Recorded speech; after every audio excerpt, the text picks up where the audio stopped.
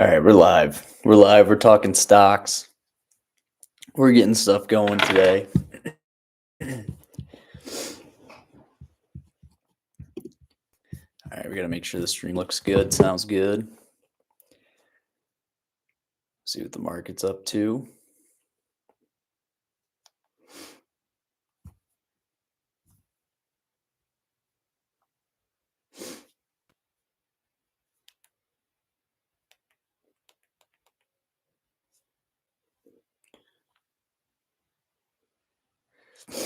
All right. Well, we got a couple things to talk about today, but we're going to recap a lot of the year today. Let me share the link to the Discord. Get a couple people up in here chatting all day, hanging out. It's a pretty short week, and I got some pretty mild stuff going today anyway. Like most of my spreads and everything are down to basically, you know, I could take them off for 5 cents each, 5 to 10 cents. All right. So we're gonna talk some spreads today. I'm pretty much gonna be live for I'm hoping 4 hours. Depends of course on how interactive everybody is. Welcome though this morning, everybody joining up. So we'll just be chatting, hanging out, having fun. I appreciate all the likes, all the support. Seriously, it means a lot. But we'll just be chatting today. I think so that the market's actually been super stable. This is like a good thing for you guys, I guess, to keep up in the background with your trades and all that today. But we'll just be chatting for most of the day. I'm not doing anything too crazy.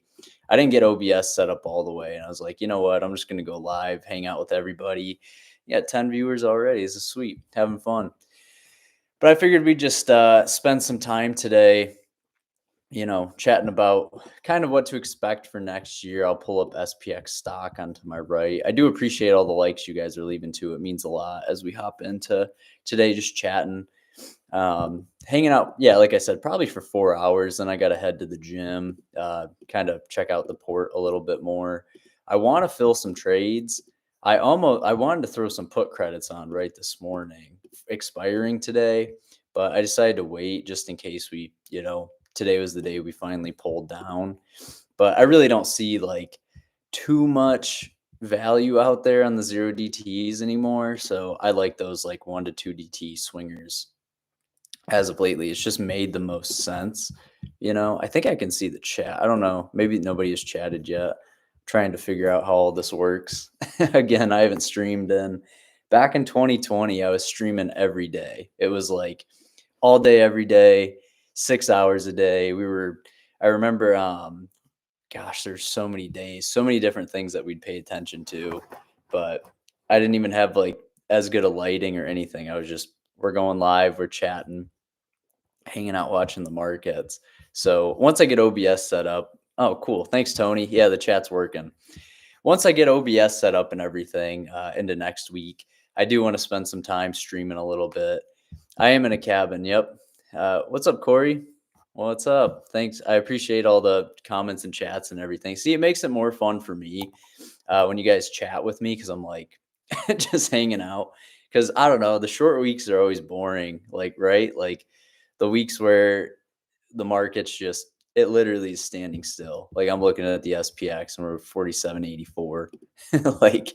Every time I don't have a trade on nowadays when the VIX is this low, I always sit there and I'm like, what am I doing?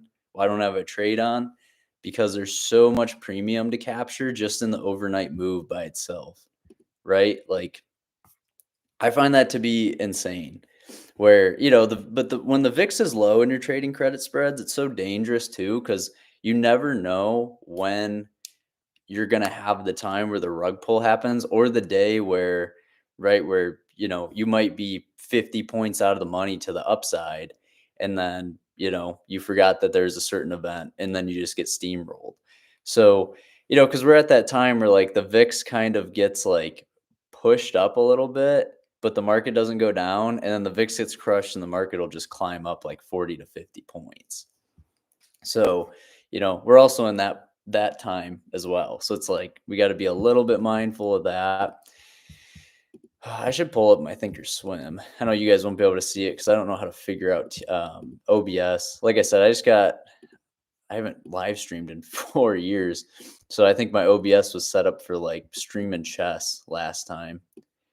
Yeah, I mean 48.30 should be pretty safe today, I would think.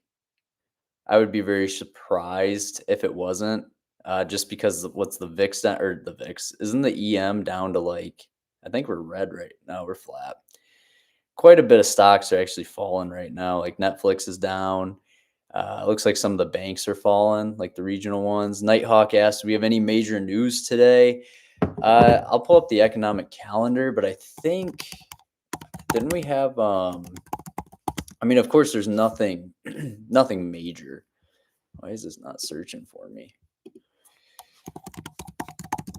I'll see what's even on the economic calendar. I checked it earlier this week. Let's see. For today, no, okay, so it was yesterday. We had jobless claims yesterday, but that was it.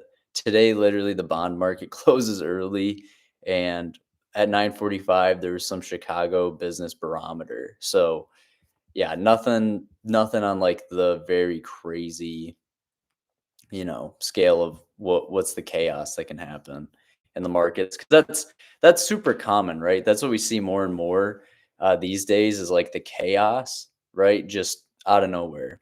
And a lot of people blame it on zero DT trading and traders. And you also have to remember though that like people are buying these zero DTs, like, because I like to sell them.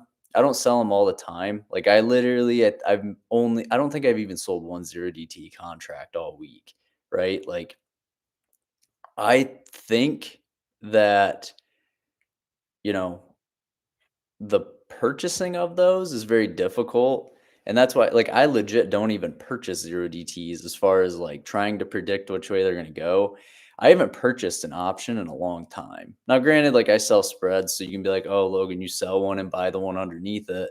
But as far as like purchasing a single option, like a call or a put, and then that's my move, I think it's been probably over a year or roughly a year. Maybe over the summer I bought one, but like, I legit can't recall because I just do I strictly am just selling, right? Like, that's been my thing as of lately. Nighthawk said, "Not too bad today. Then I don't expect any big down moves that'd cause SPX to go down." Yeah, I mean, I'm the same way. Like I said, I have the SPX pulled up right now. Pretty tame. I did short 40, was it 48.35 yesterday, but I made it 15 wide because there was this the credit for going like 10 wide was like 60 cents, but 15 wide was 95. And I was like, see, that to me made it a little bit more worth it. Now, granted, I really wanted to be shorting like 48.15 all week, and I just didn't. Like that one, I wanted that to be my spot, but it was just within the expected move, like 2 days this week. I think it was Wednesday and Thursday. And I was like, well, if I'm gonna be doing that, I want to put myself in like a decent position. And I just really didn't want to have to mess with any sort of management out of that spot. Yeah, spreads all day. This Friday's so lame. Move up to the highs or get to 4,800 on ES. Yeah, I've been thinking about that. Like, I was thinking about getting a PCS earlier at the money. Looks like we're coming back to that open right now. I do need to pull up like something to watch this on. Besides, TOS is just the TOS mobile app is horrible for like watching the actual market, like I hate watching that chart on the phone, but I don't want to, I'm already live streaming. I'm not trying to destroy my laptop with live stream, open up TOS, like manage all that together. Um, yeah, spreads for life, spreads all day, baby. Nighthawk said, so is it safer to do a 1DT even though you don't know what could happen pre-market next day if it could hit your strikes? So this is a great question. This is something that I love to talk about because I think it's important. I'll take my hood down. I realize that, I probably shouldn't just have my hood on at all times. But like your risks off the table and then you can like count your money, right? And be like, oh, Because I sometimes do that where I'll have a 1 DT on. It might be worth 30 or 20 cents left or like 10 cents. And I'm like, yep, that's a win. We're counting that in the win column, baby. Like, let's get there. And then, mentally you start to do that. Well, zero DTEs, like if you look at last Wednesday when we fell 90 points or 85 points in, what was that, an hour and a half? I think it was 90 minutes. I appreciate all the viewers. We're up to over 30. If you guys haven't left a like yet, I'd really appreciate it on the stream. That'd be awesome.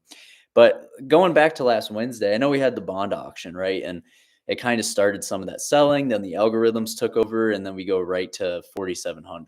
Big psychological level. For me sitting there and kind of watching that, I was like, okay, well, we got to consider zero DT is just very difficult. So if you were even at like 47.20, like you had gotten in, you're like, man, this is not getting tested, and that move happens, right? Like you're still at the mercy of intraday movement. But also, I'm a big believer that unless something crazy happens, the market does not move very much overnight, right? So especially in this environment when the VIX is so low. And if it's going to make a big move, it'll make a big move to the downside, just like we saw, right? We're going to see the market pull down super hard, super hard. So, and that's mainly just from the fact that like we are extended off the 10-day, the 21-day, right? Like all the moving averages, when you get too far extended, the market likes to shoot right back to the mean. Like we'll revert to the mean. That's totally cool.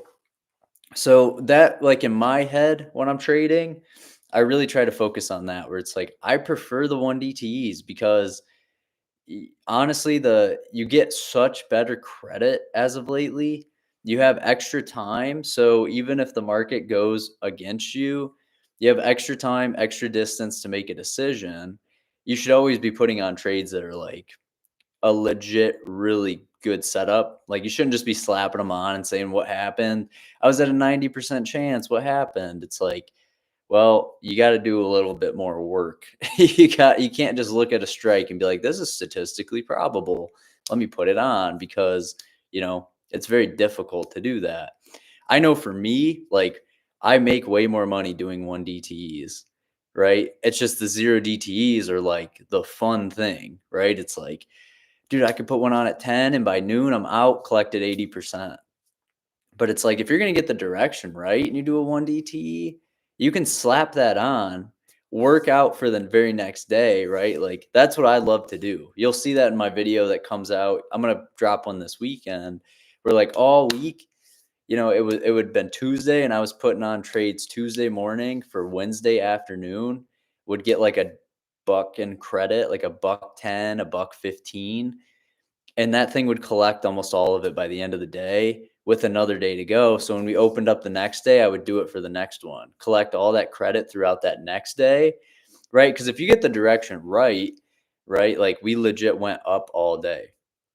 If you get that direction right over time, you're just collecting all that premium and now you're actually realizing those gains. Where I feel like zero DT as of lately has been hurry up and wait, which is like we got to set up, let's get in, and then the market will chop, and then we get a 10-point move either against you or in your favor. And if it does, right, like that's totally cool. But I think more often than not, like it's very difficult, especially when I know for me, like I get most psyched out zero DT trading. Like I legit do. Like that's just something that happens to me. Like I get tripped out with it. I'll be sitting there and it'll be like 3 hours into a trade. And I'm like, what is going on? Like it'll drop 10 points and my premium hasn't moved at all. I'm like, look at all this wasted time that I've been trying to get hashed out. So I think that's important. That's a great question. So Billy said, still tough for me to trade a zero DT. Tough to get correct on trend about half the time, 100%. So my iron spread or my credit spreads turn into an iron condor with 1 to 2 week expiration. Still have a lot to learn. Yeah, 100%. Like that's what will end up happening. And iron condors, like I like them. I've been utilizing them this week, but I rarely trade them. Like I don't like trading iron condors that often because I think the iron condors are like a perfect example of, you know, wanting to get both sides, but having to understand that having risk on both sides, if you're like, oh, I got, 50 cents in credit, I want to get 30 cents on the call side. So I get 80 cents. Like that's a good trade. It's like until you wait till the very end of that trade, though, you're still not collecting credit, right? Because if you slap a credit like an iron condor on at the same time, you legit have to wait and hope that the market doesn't go too far in one direction, which is great this week, right? Like Mazel Tov, we're at 47.85. Like it's been doing nothing. It's going straight sideways. Sean said, "Can you explain your normal program versus the newest one I'm offering?" Yeah, so basically, my normal mentorship, that one is 8 weeks, and it's strictly education based. So it's like how to pick strikes the way I do, how to understand the market internals, how to understand, level to level price action and management around that, and teaching you how to roll, and it's all educational based, where the newest program is just strict live trading. Like, yeah, I'll teach as I go, but it's mainly just like, hey, are you struggling managing your portfolio on your own? Right? Like, if that's the case, like I'm doing live trading. So it legit is just like an offer if anybody wants to live trade with me. That's the difference. I've never done like too much of live trading with a lot of people. Like I used to do it all the time, but not as of recent. So I was like, well, I got to offer that again because there's so many people that would message me like, "Do you live trade? Do you live trade? I want to trade with you. I want to trade with you." And I was like, "All right, I will create something." It took me like 2 months to figure out how I wanted to do it, and this one's like 6 months long. So like just live trading is basically all I'm doing, like showing my TOS and going through the strikes and why with the thesis. So that's the difference with it, Sean. All right. Would you prefer? So Nighthawk said, "Would you prefer Trading View on mobile?" Trading View's fun for desktop. I've never actually used Trading View on mobile. Rebettal said, "We still haven't had a big correction in a while." Or Rebel ATL. Yeah, it's been a minute. I mean, we had that one on Wednesday. That one was pretty hefty. I'd say that one was pretty meaningful. But besides that, yeah, we haven't broke below the 10 in a minute. 1DT is more relaxing, still got to pay attention. That's 100% true. Trader one. Oh, I see now. I'm still fairly new to spreads, working with less than 1K capital. Got to start somewhere. I remember Lads Big kept saying a crash is supposed to happen this year. May have to try 1DTE more often, especially on SPY. Premium so low. Oh, yeah. The SPY premium on 0DT is so brutal. And if you're on like well, honestly, I think it's all of the platforms. All the platforms are gonna tell you, if you don't close your trade out early, they're gonna close it for you. And I I would assume that that happens quite a bit in the 0DT space when the market, is this low, or the VIX, not the market. Sorry, when the VIX is this low. So Condor, yeah, price has to go somewhere, so you're worried twice as much. That is 100% true. I'm scared of condors. Jungle Cat, what's up, Jungle Cat? I've had the best luck with 0DT when I wait for the market to get extended 1.5 times the EM or more, and then I fade the move. Yeah, that is 100%, like the best way for me to trade 0DTs as well. Because even if you get ran up on, and you're like, I'm gonna go at 3x the EM or 2 times the EM, like at least the odds are so good in your favor. Like I've put on so many at the money spreads in my life that like at the money, like risking, if I was doing a 5 wide or a 10 wide, like legit risking, about 520 to make 480 or something like that, and like throw a couple contracts, like legit two on maybe, right? And expiring in 3 hours. And my whole idea was, well, I'm getting paid 1 to 1 on something that is safe 90% of the time. So I'm okay with that, right? Like I'm totally okay with taking that shot, taking that risk, and moving on from there because it's literally positive expectancy. So even if it goes against you and you get absolutely crushed, it's like, well, at least it was a smart play to take, right? With a positive expected value. That's going to fail 8% of the time. So like anytime I get that opportunity, I take it almost every time, unless like I'm heavily fading, like the FOMC day 2 weeks ago. That day I was like, I'm not getting a 0 DTE today. And I would have got ran over. I would have legit got hit. And I would have been mad because I only would have got ran over by like 2 points. It was, what did we close at that day? It was like 47.07. So a 4,700 and a 47.05, you would have got fully ran over by just like 2 points and 7 points from that short strike. Nighthawk said, dang. Tony Omano said, do you still have the Discord membership? I do. The Discord link is down below in the description at the moment. We've just been doing, what have we been doing? No, this week we just was it one trade, and we carried one from last week just because it was a short week. But yeah, just doing one to two DTs lately.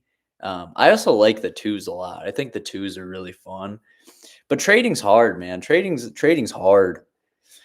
I'd still like to learn how to scale and grow a small account, trading like a business, doing it long term.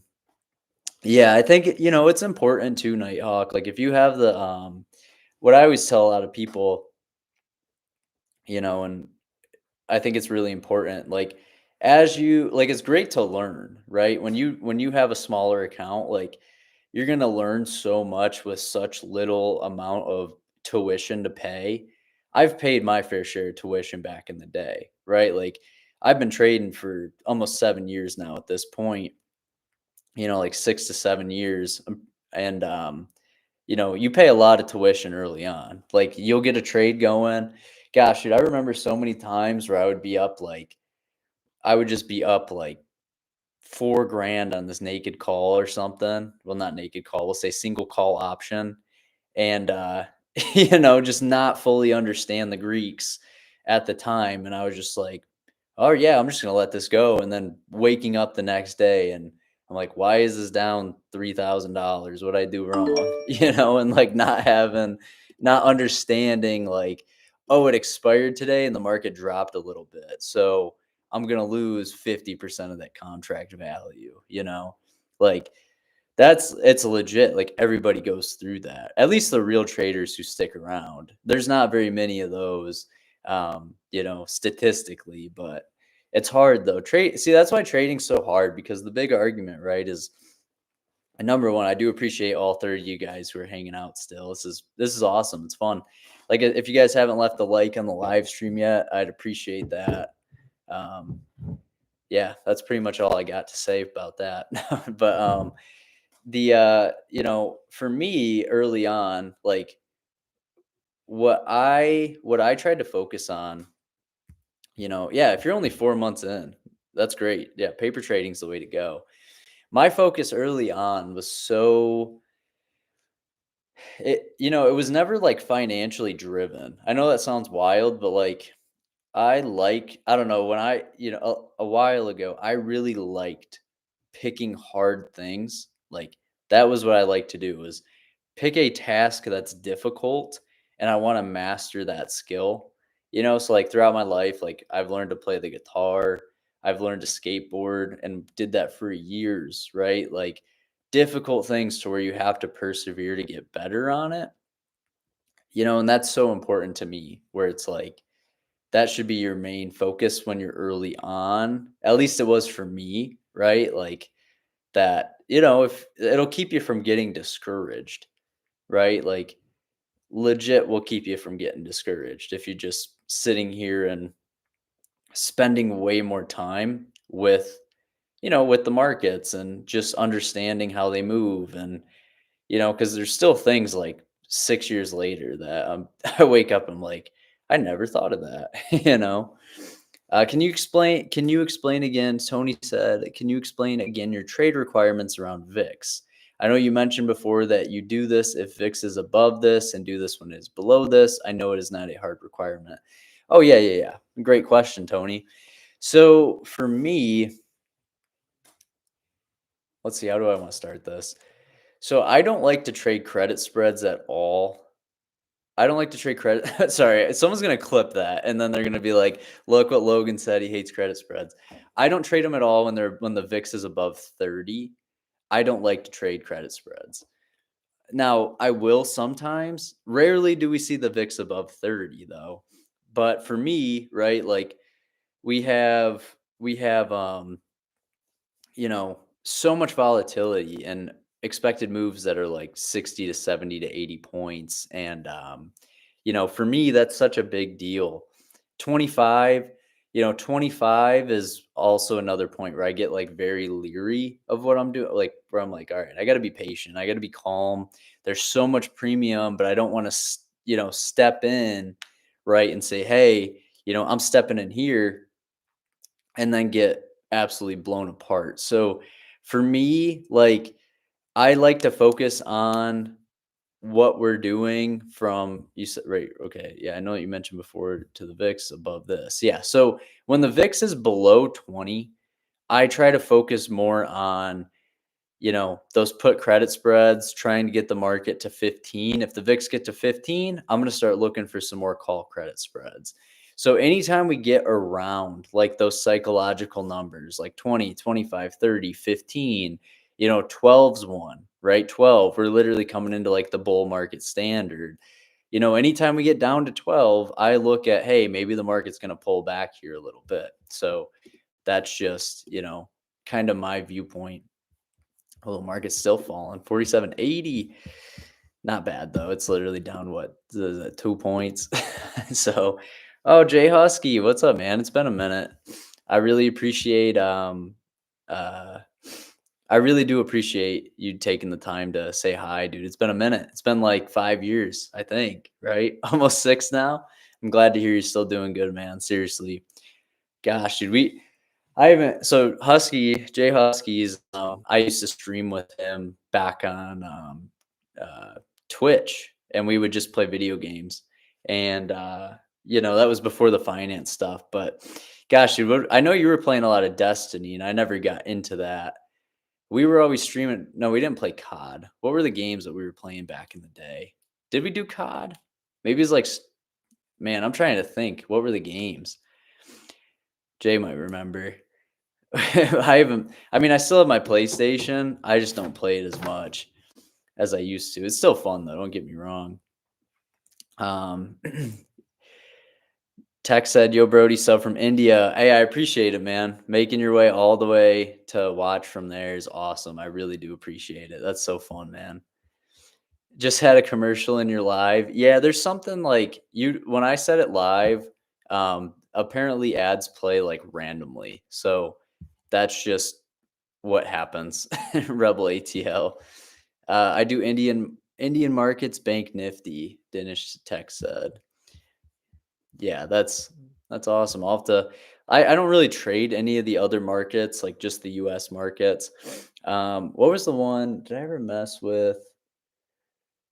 No, I wouldn't count that. Like counting back in the day. I used to mess with everything way back, like 2019. Like just crypto, whatever it was. I was messing with it because I thought it was fun at the time. Yeah, Jay Husky said, "How you been?" I've been doing good, man. It was COD, you believe? Yeah, I think it was. It was probably just like Warzone or something, or maybe Warzone wasn't even a thing. Maybe it was like Black Ops 3. I'm trying to remember. Gosh, those were the days, though. I think about that all the time, like how much those days were fun because we would just play for like 3 hours and time would fly. So Billy said, I use the wheel trading on about 20% of the capital. I use some leftover, 5 to 10% of the cash to trade spreads, not fully dived into credit spreads yet while I'm learning. Yeah, Billy. No, that's awesome.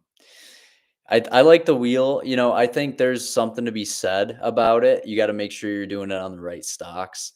A lot of people that I know who got crushed in 22 and the end of 21 were just wheeling the wrong stocks, like stocks that had 500% returned, like Neo and stuff that was like $4. They got to 30 or whatever. They're trying to sell at $25, puts, and the stocks at like $10 now or whatever. So as long as you're just picking the good stocks to do it on, the wheel's fun, the wheel's fine.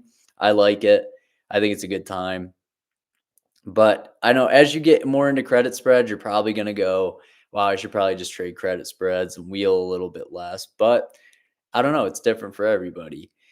Nighthawks of Destiny was fun. Yeah, I never got into it. I don't even think I got it when it was free off the PlayStation Store.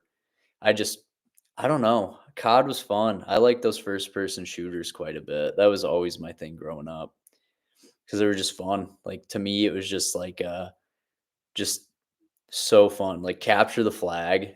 Playing capture the flag was so fun. I don't know why. Like search and destroying capture the flag, like difficult tasks. Uh, use my premium, or yeah, Billy said, use my premiums to learn credit spreads. Helps me feel like I can't lose my capital. Yeah, honestly, I was doing that for a while. The two stocks that I used to wheel the most, Carnival Cruise Line, because it was like $2,000 to sell a $20 put back in the day. And then I would just collect like 50 or 60 bucks. And then on the call side, I'd try to collect like 30. Like I was doing very, like when I used to wheel and deal, I like calling it wheeling and dealing. I was not doing it with very much capital on very heavy stocks. I think the most it's probably like a 50 or $60 stock I did it on. No, I was doing it on Royal Caribbean, and that was like 90 bucks at the time. I think I was getting like 200 bucks and premium on like 9 grand. So like looking back, I was like, I don't know if that was worth the capital as much, but it changes. Like your mindset will change as the market changes and as you get, more experienced over and over and over and as you get more comfortable while you learn these things, right? Like cuz for me, I mean, this is all I do. So, you get better and better at it when you don't have any outside, things from the outside telling you you can or can't do something or I got to go do this thing and now I can't sit and trade or hang out or whatever. Let's see. Volatility trading asks, "Do you bowl?" Are you asking like bowling, like the sport bowling? I've bowled a couple times. I do like it.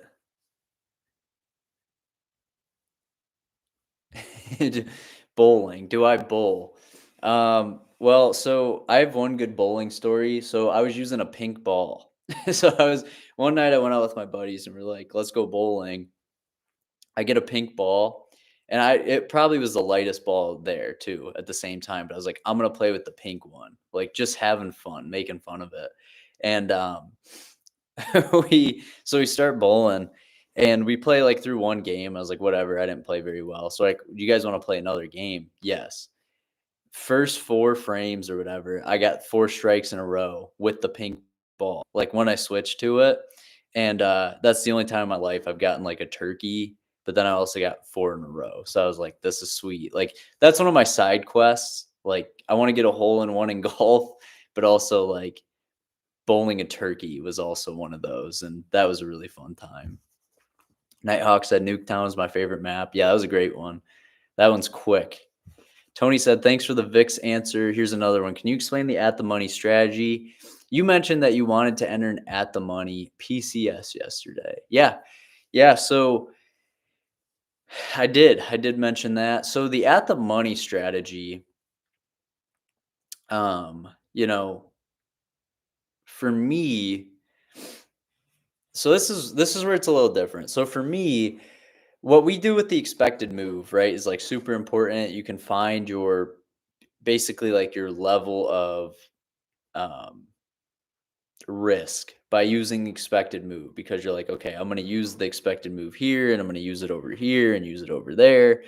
And you can kind of pick that apart and like find a good setup with the expected move. Where at the money is a little bit more like I wouldn't say gambling, but it's definitely more risk to reward focused, which is a lot of what gambling is, right? Is like, do you have a positive risk to reward on this? Like Michigan plays Alabama on the first, and I'm a big Michigan fan, and they're favored to win. All the money's being bet on Alabama, but like Michigan's still favored. So, do you think there's enough value there to take that, right? Or whatever, right? On whichever side. So, for at the money, I like to focus more on the market internals. Like if the advanced decline is slowly rising and we're at a pretty decent, level, like a psychological level, 4,700 to be exact, 4,710, and the market's at 4,705, and you're like, hey, 4,700, I'm going to get this at the money spread. And then my whole plan there is honestly, I wait a little bit to see if it goes in my favor. And then if it does, I basically start to look at, okay, do I take this off now? Do I take, do I basically just keep this on? And I'll continue to let the trade work itself out if I'm following the market internal. So the advanced decline's rising, right? Like a steady rise. And, that's one thing for me where it's like, with that steady rise, that steady movement upwards, and then if the market is to turn back around on you, right, to have something set up for like risk management. So for me, I don't mind a lot of the time if I'm doing like a very small part of my portfolio, which might be 3 contracts, right? Like if I'm doing a 5 wide on 3 contracts, so where if I'm getting like at least $500 and risking 1,000, like I'll let that go no matter what. Like I could even just say, hey, I'm up 5 grand on the week. Let's take a shot at risking 750 to make 750, right? Or let's take a shot at risking 500 to make 500, or 250 to make 250.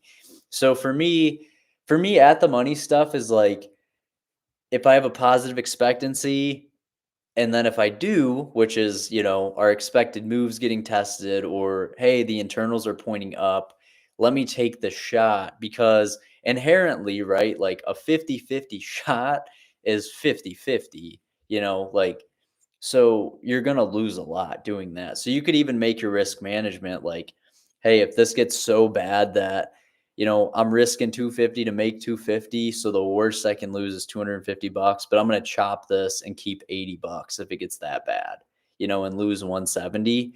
You can kind of play that way, but there's no like, unless you're insane at trading, I don't think there's anybody out there that's hitting like even 70% of their 50-50 tries, right? Like you're going to probably be hitting for about a 50-50 rate doing that. So it's like, it's it's for me, I'm like, well, what am I doing here? Right? Like at least anytime I do it with my profits of the week, and I look for like a psychological level that I trust and just say, hey, my risk management is not doing anything and it's just getting a lot of credit, right? It's like your offense is a good defense, right? Or a good defense is a good offense. So by getting a lot of credit, your risk management doesn't have to be as like pinpoint, like, right? Where if you get a little bit of credit and you have a bunch of risk and you're like collecting a little bit for a lot of risk, you have to be really good at managing this risk because you're collecting this credit so many times over and over.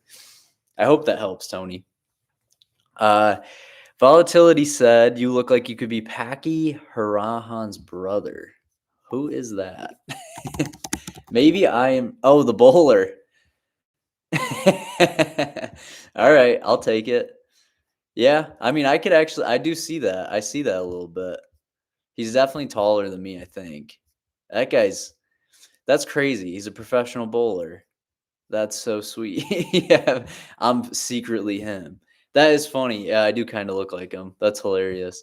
I hope to be friends. Oh yeah, you're always a part of the community, man.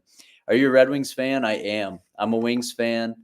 People are gonna hate me for this one if you guys like hockey, but actually, I'm a Wings and Avs fan. The Avalanche, right? And they got the big rivalry. But yeah, I saw a lot of the Avs playoff games when they won the cup back in 2022. So that was fun. That was a good season. So, but I'm more of a Wings fan than an Avs fan. That's for sure. I haven't watched as much hockey. I'm like all football. Like I even have my Notre Dame sweatshirt on because they play today in their bowl game at 2. But, it's all backups anyway. These kids get paid now. So what's the point of them playing extra games now that they get paid, right? It's ruining the bowl games. Come on now. which I don't know. I loved watching the bowl games growing up. Like every team took it serious, and now it's, oh, so and so entered the transfer portal. Oh, so and so didn't get paid enough money. He's going, like he's gone, and or whatever. So, I mean, we all know guys have been getting paid for the last 10 years at least under the table, but at the same time, it's like, like, come on. Like, we knew Johnny Manziel was getting paid. Like, everybody does. You got to live under a rock to think some of these guys aren't getting paid for what they do. But because, I don't know. That's one thing that, like, I hate being that guy, though. That's like, all my buddies, dude, let's go watch the bowl games. I'm like, bro, only 4 teams care. Like, although I did have a dream Florida State somehow beat Georgia, I don't think that's happening. I dreamt that like 2 nights ago and have not forgot about it. I also dreamt the Dolphins beat the Chiefs in the playoffs. So remember that. All right. So Billy said, I don't chase premium. Ford, American Airlines, Pfizer, VZ, UNG, hoping to learn more on credit spreads routinely. Yeah, you'll find for me, I mainly just trade the SPX now. There are a couple stocks, though, that are fun to credit spread up. That's for sure. What's the SPX doing? I haven't even checked. Oh, 47.70. Got a little bump down. Good thing I didn't throw those trades on today. That would have been, I was going to put some 47.70s on. Was actually the plan. But I was like, nah, I'm streaming. So we'll see what the market does. Got a nice little move down. Log in, see how everything's looking. I actually haven't even moved a trade or anything today. So we got a lot of selling going on, though, under the hood. So that's another thing that you got to like be pretty cautious about. But yeah, those call credit spreads. I was going to move some call credit spreads into next week. But yeah, it's quite the selling area. Plus, we had a high expected move today, so I wouldn't even be surprised, if we had, that big lump of selling. But I don't have anything on that's like I have those call credits at 48.35 at the moment. I didn't add any put credits this morning, but I just figured, hey, I'm streaming. I don't got time to manage and all that right now. Let's see. So basically anything below 20 on the VIX is good for put credit spreads, and above 20 is good for call credits as long as it's not above 30. That's a good way to look at it for sure. Because if the VIX is increasing from 20 to 30, generally the market's falling when that happens. So that's a great way to look at it. Volatility said, got to run, keep up the grind. Been watching your stuff as I get more into options, wheeling and dealing myself with some leaps and covered calls here and there. Yeah, that's a good way to get into it. I think covered calls are sweet. I really do. That's a good way to generate some income. And even if you get steamrolled, hopefully it wasn't on Meta and you got rid of those shares quick. But no, I'm just kidding. Dylan Larkin's is good. Mainly a Bruins fan. Yeah, you got it, man. Yeah, the Bruins are fun to watch. They were really good last year. I watched a lot of their games. It's fun watching them play like Tampa. Those are good games, or like the Florida Panthers. Rebel ATL is glad to see Georgia got screwed. Yeah, they played not their best, and they had a cupcake schedule all year, so it's pretty easy to get bounced against Bama when Bama's bouncing back. That's something that these college football guys are. I think everybody was glad to see that. I still think it's wild that Washington beat Oregon. I didn't expect that at all. These NHLers got big bucks. I do think some games are staged. Yeah, they could be. I don't know which ones though. That's for sure. If there is some staged games, I don't know. I've hung out with a decent amount of professional athletes too in my day, and for me, it's like I've never asked any of them because I don't want to be that guy. I'm not trying to be a conspiracy theorist, and I don't spend more than like half a day with them. So I've gotten to meet some of the Pacers players. I've had a lot of fun with that. Some NFL players this past year, had a lot of fun with that. But I'm not going to be out here like, hey, do you guys think? Do you guys think that? Is it rigged? Like I don't want to be be that guy. Because also, I don't know, it's hard for me to believe that guys sign up for these contracts and accept that for 10 years of their life they're going to work hard, practice, lifting, like doing all of that just to like throw an interception at the end of a football game that seals the deal. And even then, it's like, who would it even be rigged for? Is it rigged for the organizations? Like, all right, guys, the Chiefs are winning the Super Bowl this year. Like, I don't know. For me, that's like, maybe, but I don't know. They don't. They all seem too like into what they do for it to ever be rigged. Like, they wouldn't be jumping up and down on the sidelines, I don't think. But who knows? I think if the NBA's fixed, it's the refs, and they talk about it. There's been games where it's like, the Bulls play the Bucks and the Bulls are underdogs and 90 some percent of the money's bet on the Bucks to win. And like it'd go to overtime and every call is for the damn Bulls, where I'm like, okay, that's suspicious. But Shane said, Logan, that's a sweet spot to be trading, brother. Looks hella calm. Yeah, it's pretty nice. Just chilling in the middle of the woods, basically. Uh, Finally got internet out here a couple years ago. When I first started live streaming, I was using my hotspot, which is hilarious. What would be your tips on growing a small account? Yeah, and that's awesome meeting different athletes. Yeah, they're really cool. They're all way taller in person and just, dude, they're shredded. Like, I even met guys that retired 5 years ago and from the NFL, and they're just still shredded to this day. I'm like, bro, that's crazy. Just look like he could still play in the NFL right now. I'm like, what? That's insane. Like one of them this year, what was it? Golden Tate. He's one of the Notre Dame, right? Like played for the Lions and the Seahawks for a while. That dude looked like he could just go play again. I was like, all right. We played golf for a little bit. That was fun. Um, let's see. What are the odds for the Chiefs? The Chiefs are like plus 900. So I think 100 pays like 1,000 for them to win the Super Bowl. Let's see. Nighthawks laughing. Definitely them refs or something else. Yeah, NHL as well. There's a lot of wild calls. Let's see. Yeah, hotspot is risky with trading. It really is.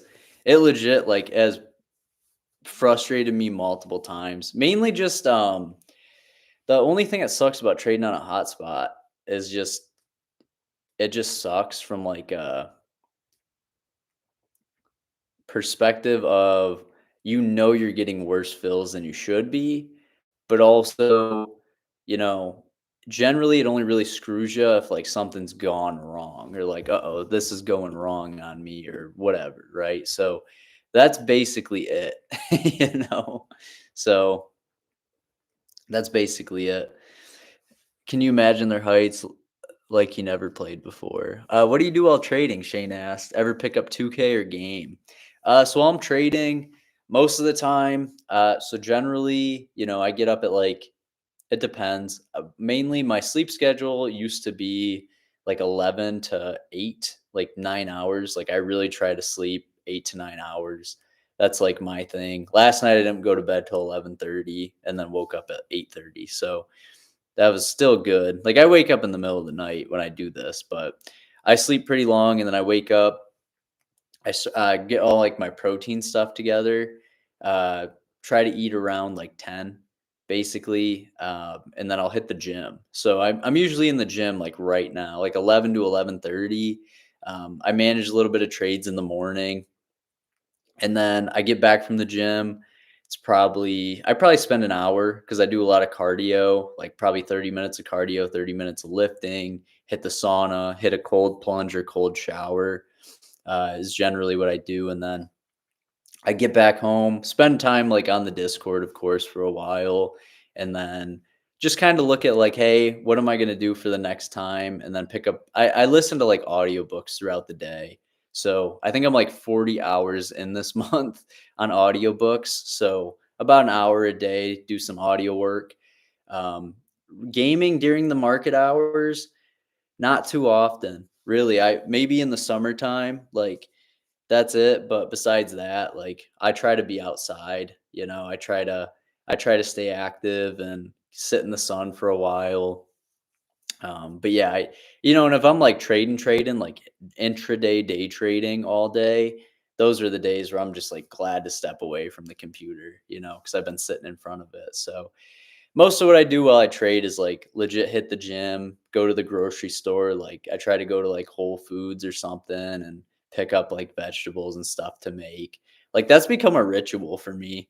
Like I'll legit go to the grocery store like 3 to 4 days a week just because I'll buy like stuff to make that day or the next day and then just come back home, right? So uh, that's basically that's basically like my day. It's very chill, and I make content and do interviews and you know everything else in between there. So in the middle of the day, but trading's always like in the back of my mind. I'll be at like Whole Foods or something or wherever, like looking at protein stuff to buy or whatever it is, and I'm like, oh shoot, I gotta check the market. It's been like an hour or two. Rebel ATLS, how is your EV doing? Yeah, my electric vehicle. Let's see what SPX is doing first. 47.75. Gosh, dude, I almost want to get a put spread, but I don't know because the premium's juiced up right now. Like, I don't know. There's like 4 hours left. I don't want to be chasing these trades. Log in real quick. It is actually nuts though how much premium's still in the markets. Like, I've been thinking about that. I'm like, what is going on? And the call side is like none, but the put side's got a bunch. Like, what in the world? Like, where's all this premium coming from, Uh, how's your EV doing? Yeah, so my EV's doing good. It's a little bit annoying now though. Like looking at it from out the window. It's super dirty, by the way.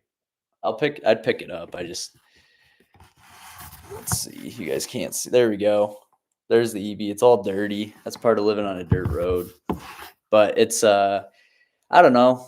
There's like a certain level for me of like 250 miles per charge to 300 just kind of sucks. I'm used to 500 per, per range, I guess. Like in my normal, like I used to drive a Jetta before I got the ID4. But it's fun. They're fun. They're cool. What I like the best is like just they're so smooth and the technology is so advanced. And they really you get a lot of cool features and benefits when you buy a car new from the dealer. And I ordered this online in 21, got it in 22 because of all like the supply chain issues. But I like it. It's fun. I wish I had more range. I don't think I'd ever buy one again unless the range is 400 miles because it's just a hassle like charging. It's just annoying.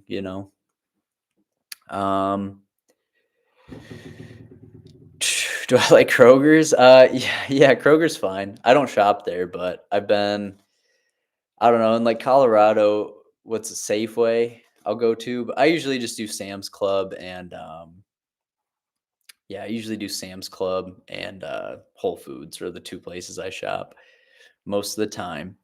Shane's got a 4750. Yeah, dog. I got some 4740s and I'm like, how are they worth anything?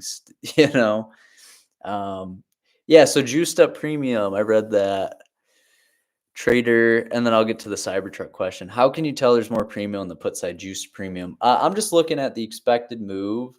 So the idea that these strikes are 30 points away and they're still worth like a dollar, or 25 to 30 strike like points away, and they have like quite a bit of premium left in them. We're like yesterday at this time, when we were up at like 47.85, there was just no premium left. So for me, it's like when there's a lot of premium, it's almost like the market makers are advertising, hey, come trade down here. That's how I feel. Like, and there's still an 18-point expected move on the day. So it makes sense. Like, I'm not out here, don't listen and say, like, oh, Logan said it's juiced. Don't don't put any trades down there. Like there's opportunity in that, but at the same time, it's like if you look this morning, right, like there was so much more premium on the put side, which is like enticing you to, get into the put spreads and then the market falls or whatever. And or if you buy an out of the money put, it's going to be more expensive to buy. So before the move happens, people get anxious and worried and nervous. Like, oh my gosh, is this going to work out for me? But I mean, the expected move is 20, was it 21 points yesterday? Let me hop on Discord and check real quick. I think it was like 22, maybe 21, 22. I mean, we're still at 18, and that's going to change. Let's see. Call out expected move 24. Yeah, and we closed at 47.84. So like, I wouldn't even consider anything until we're like, 47.60. Then I'd be like, oh, we're coming into the bottom side of what's expected. We haven't touched the expected move in a long time. Let's see. Shane said thoughts on the Cybertruck. I actually dig it. I think it's cooler now. They redid like the dimensions. I don't know if you guys saw. Was it Mark? Is it Marquise or Marcus? The guy who does all the AI and like tech reviews. He's got like 18 million subs on YouTube. I don't know if you guys watch him, but he does a really good job at keeping like a non-biased opinion on things, which is really cool. I think when people do reviews and aren't like, you need to get this product, I think it's cool. So I like the new dimensions. They made the truck smaller. I think it looks way better. I really do. I think it looks a lot better. I would purchase one. I definitely think it's something I would buy. I just, you know, to me, it's hard to want to the range is 310 and 340. Like for $100,000, you can't get over 450 miles in range is like, I don't know. To me, it's just hard. It's hard for me to think that's a good idea, but just from like a practical standpoint, but I don't know. Electric vehicle in the city is the best thing ever. But when you live out in like the middle of nowhere, it's so difficult. It's so difficult because you have like anxiety, like charging anxiety, right? Where you're just like, oh, my car. What if I can't make it to the next destination to charge in time because of whatever? Um, Jungle Cat said, I sold a Rut PCS at 3 times the EM. Rut hit 1.5 the EM. Oh, so is that where this move's coming from? I didn't even check Rut today. I just saw some of the oh yeah, that makes sense. Yeah, we're down 1.1% on Rut. Yeah, that 2000 level has been super strong. So I'm assuming it's probably going to want to try to test that again. That's actually a good little call out there. That's a good trade, Jungle Cat. That's cool. Shane's rocking a 4780, 4785, and the 4750, 4740. So did you do a call credit for 310? I'm guessing because if it was 5 wide and you got more credit, it was probably a call credit spread what was in the money. Or did you get a put credit when it fell into the money and see if it would come back out? Either way, I think they're both good trades. Saw a Cybertruck in person in San Jose, California. Insanely sick looking car. Dude, I think they do look sweet. Yeah, CCS right at market open. Yeah, that's a good one. That's a good trade right there.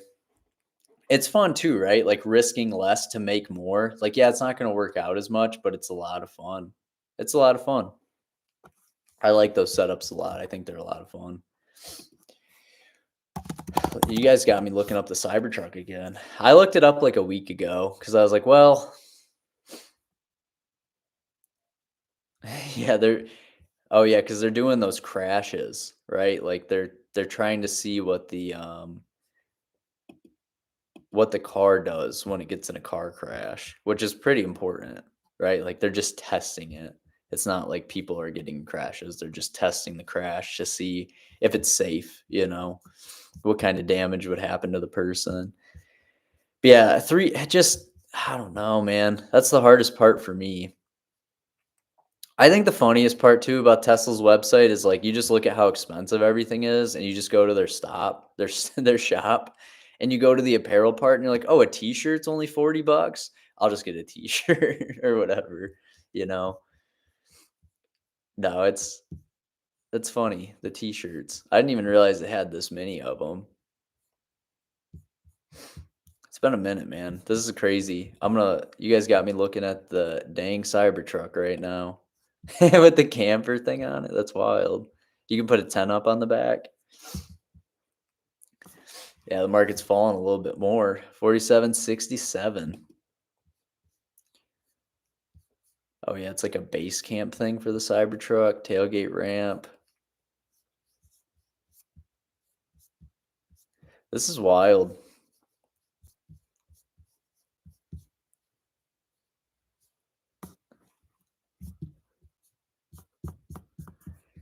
All right, let's see what else we got going on with this thing.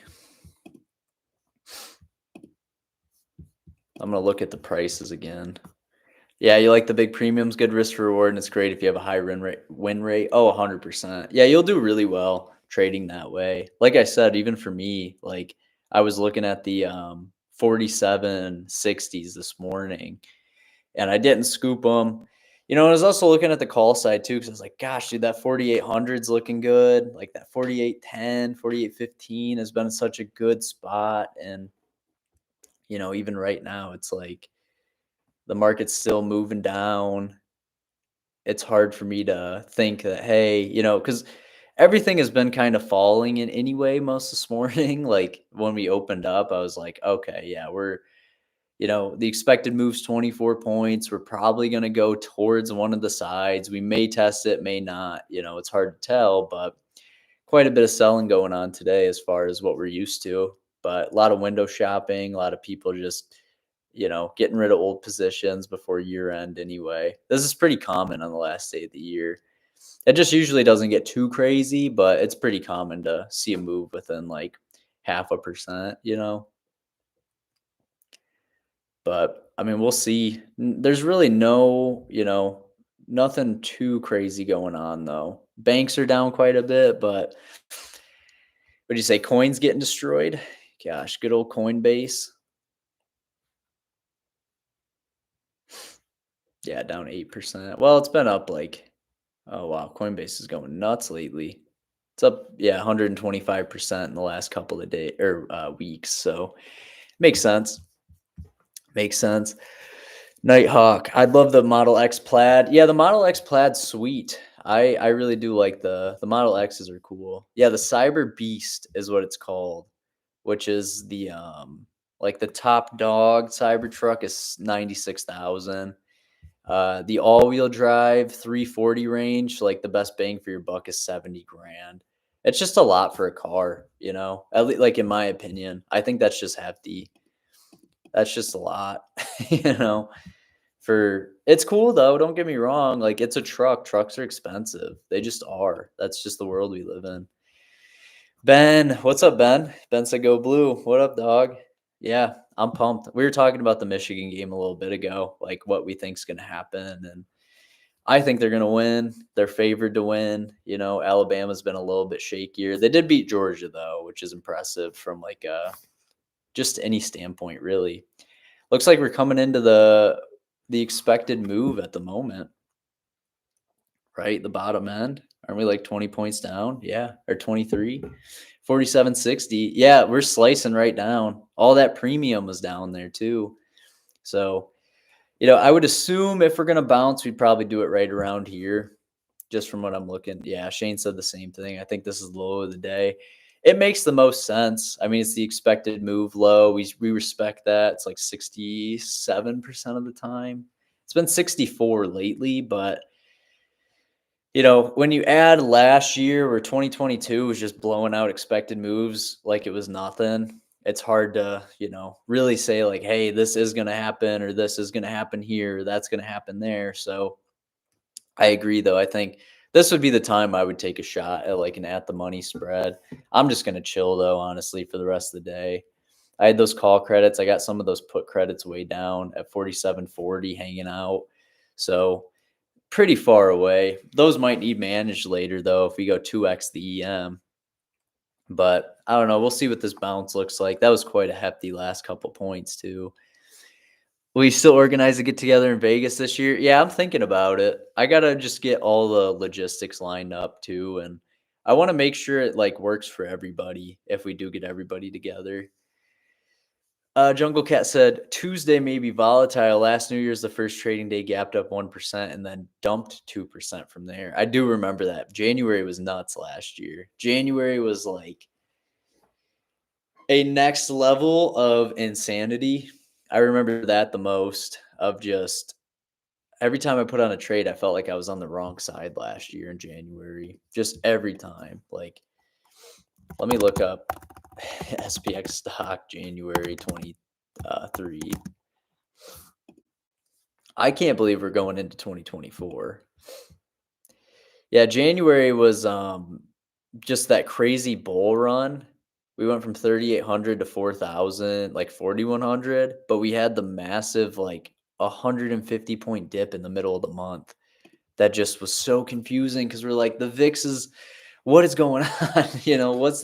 What is going on? I remember thinking that so much last year and so many times. January, February, March, like we had that happen. It was so consistent. So consistent last year. Maybe a good time to take a call credit spread on SPX. Yeah, I mean if the market internals keep shifting downwards, I do think though that we've already seen the big it's hard. See, that's one thing like the more you get into trading, that to me is the move of the day. And I could be wrong, but that 20 point move in a VIX this low is a pretty big move. 20 points is big when that's the case. So for me it's like, you know, pretty common. That's just a very common move. For me, last year was rough in the beginning of the year with all the bank situations. Yeah, that was crazy. What I feel, especially for the people who own those banks, that's what was crazy. It's like you had some of the biggest banks literally go under. And what was it? It was the one that all the yeah, wasn't that like sorry, Silicon Valley Bank? Wasn't that legit? Like the the bank name, the bank that went under, like, wasn't it 60% of startups were financed through Silicon Valley Bank, and their stock is 5 cents now or 3 cents, like SVB, and they legit went under? Like, am I right on this? Am I wrong? I gotta be right on this, right? Because I remember that hurt so many people because when it got delisted. Yeah, it got delisted from the NASDAQ. So it's like a penny stock now. It's literally like a cent or something or two or whatever. Crazy. Absolutely crazy. September's a bad month last year during earnings. Time goes by as fast as the blink of an eye. Yeah, it does. I can't believe it's freaking 2024. I've been doing YouTube forever. I'm becoming an old man in the scene now. No, YouTube's been fun. It's been a good time. I've enjoyed it quite a bit. Shane said, "Are you planning on trading forever? It's such a great life tool." Yeah, well, is there an end goal? That's a great question. I don't know. I don't know yet if I plan on trading forever. I do plan on trading for at least another 10 years. I think there's a certain level to me though where I do love it and it's incredible. It's a lot of fun. It's a really great tool to have in your life. I think it's always going to be in my life. It's just it probably won't be as prevalent in like 15 years. That's it though. I'm not out here saying like, "Hey, I'm not like there's not a, "Hey, I hit a certain goal of this or that," or like, "Yeah, I'm only trading for this long." Like I don't have a strict end goal for it because I just enjoy it so much that for me it's more as long as it stays fun, I'll do it. And fun from a standpoint of like, yeah, it's stressful. Yeah, it's difficult. There's management, there's finding trades, there's sitting through a trade, there's managing, right? Like, I probably already said that 3 times. But for me, it's like, as long as the markets continue to stay fun and as long as they continue to be like, you know, providing good enough opportunity for me to want to take trades and place them. But, I don't see where I would not be trading in the next 5 years. I don't see me not trading in the next 8 years. Like, I'm gonna be trading for at least the next decade, and I think it would either be like a case of burnout or just, hey, I found something I like to do better, or hey, I'm at a point financially where I don't want to do this anymore. But even then, like, it's so fun. Like, even when trading's going against me, like, that's fun to me. Like, I enjoy that too.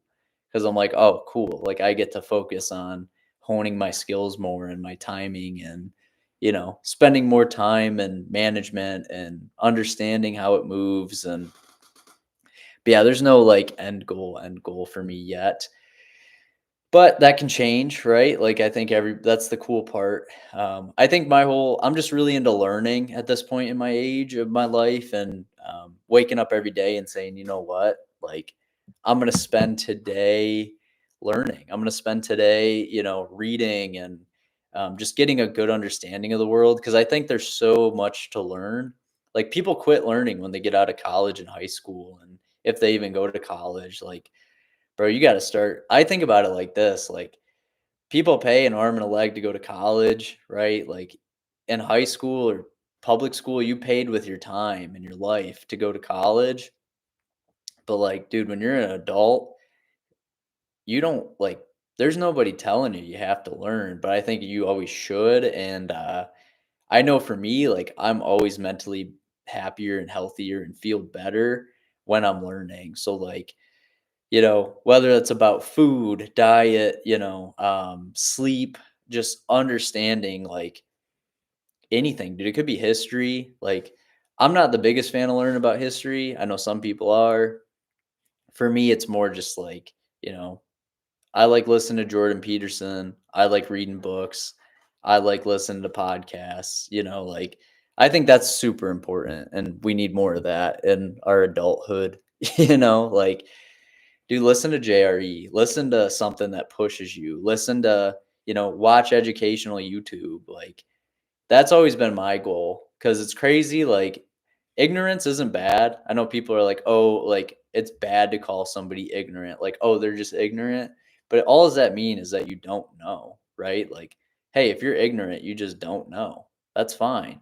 If you don't know something, like, the only person that's going to beat yourself up is you. Like, there's nobody out there that's trying to come for you. That's like, if he doesn't learn, I'm going to beat him up. Like, that doesn't exist. There's nobody out there looking for you to beat you up if you don't learn.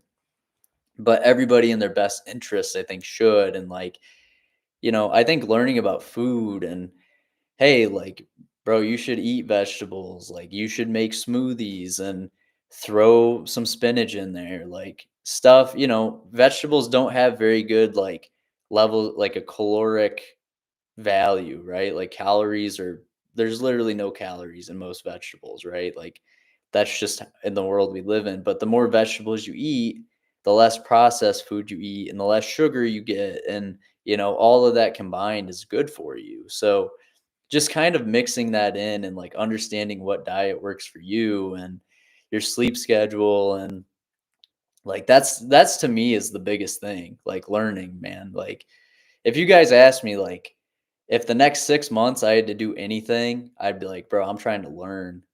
Like, that's it. Like, that's my thing. Reading, like, that's my thing. uh Nighthawk said, I want to trade my entire life. Trading's fun. It is. 100% people zone out after 23. Yeah, for real. They for real do. Like, some people just, I don't know what it is. It's like, I think Tupac said it best, where, like, they take, you only got a certain amount of time where you can push back and try to make change on the world, right? Before you just kind of fall in place with society. Nighthawk said, it's always nice to learn something new. I think the new college is YouTube that schools don't teach, and it's sad. Yeah, there's a lot of things on YouTube that schools don't teach. And I used to blame the public education system and say, like, oh, this is their fault, blah blah blah. But honestly, like, there's so many different paths to go down with this, but it's also just not in their curriculum, and they're told to teach the curriculum. And what is, like, a teacher going to go out of their way and then start something controversial and lose their job over, you know, going past the curriculum. I don't know. Jordan is really smart, Rebel ATL said. Yeah, Mr. Mutech, SPX at that 4760 level. Yeah, it is. It's drifting down to the bottom of the EM right now. I think we're at the bottom end of the EM band. Let me get that exact number now that we're continuing to drift lower. Yeah, that premium was just so juicy. I was like, uh-oh, I don't want to get stuck here. But this is what happens, it's like there were so many, there's so many big movements. Uh, yeah, 4758, right where we're at right now is the expected move low. So if we break down below here, 4735 puts us at around that 2x the EM low. Shane said, "What kind of music do you like?" So it's a great question. So I actually listen to, I guess I could just tell you my Spotify Wrapped. Young Thug and Gunna were my top two listen. They're like my favorite artists generally. And then Bob Marley was number three. I just really like Bob Marley in the summertime. Like, I just think like that vibe mixed with when it's nice out and sunny and you can sit in the sun is nice. Lil Wayne was number four.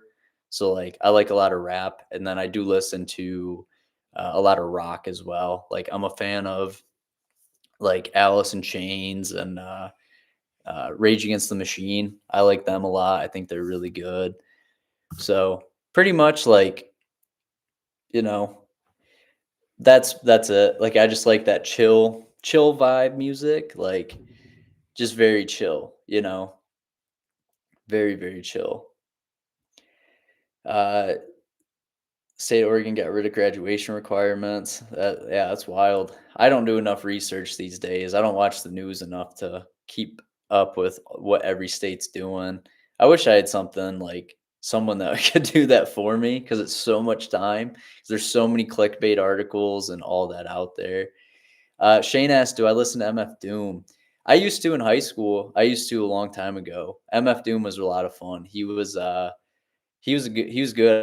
It sucks he passed, right? Like he passed away. I like Nipsey Hussle. That's another one that I like. Like he passed away. Jason said chill music then rage. Yeah. MF Doom though. I think MF Doom's good. I used to listen to him back when I was into Wu Tang and Nas and a lot of East Coast. I was into East Coast hip hop for a long time. West Coast as well. I like Project Pat and Juicy J a lot. Like I would say Southern rap is one of my favorite genres of all time. Like just Project Pat, man, so good, so good. Do you mean Mr. Mutex said, "Do you still maintain a stock portfolio?" Yes, yeah, I do. I own a lot of REITs. REITs and tech are like my two holdings. That's basically it. I own some bank stocks. I was thinking about taking a position in Oatly. Oatly is that they do like oat milk or whatever, and it's just they IPO'd at like 30 and they're down to $1. So just from like hey, if I throw, a couple G's at this, well, 10 years from now, will this be a good idea? I don't know.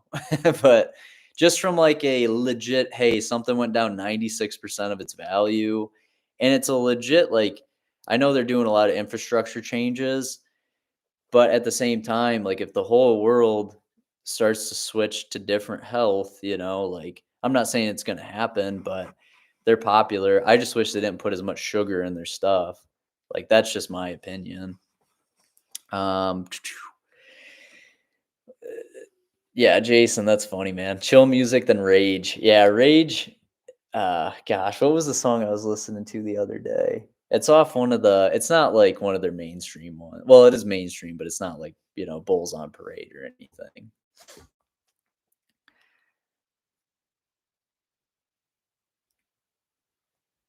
Let me find it real quick. I was listening. I think it's on Evil. Oh yeah, Down Rodeo. Down Rodeo is like one of my favorite songs of all time. I think it's so good. Yeah, so the market's still pretty, coming down quite a bit. I don't have anything too tight at the moment to worry about, which is cool. I mean, I got those 4740s that I might have to manage this afternoon, but the premium's pretty low on those anyway. Going down Rodeo with the shotgun. Yeah, Down Rodeo is just such a good one. All right, let's see. Yeah, Shane said Project Pat, bro. Yeah, I love Project Pat. I love those old school 3 6 Mafia songs. Like you could legit just like, I don't know, throw in a 3 6 Mafia tape or like the Project Pat tapes and just drive. And I don't know why. It works. I love it. Let's see. I got a Fender Strat and Epiphone Explorer. What do you got? So I have well, it's actually upstairs. I just moved my guitars upstairs. I have a Gibson SG. So I've been playing that for a while through a Fender amp. It's like a 1x12.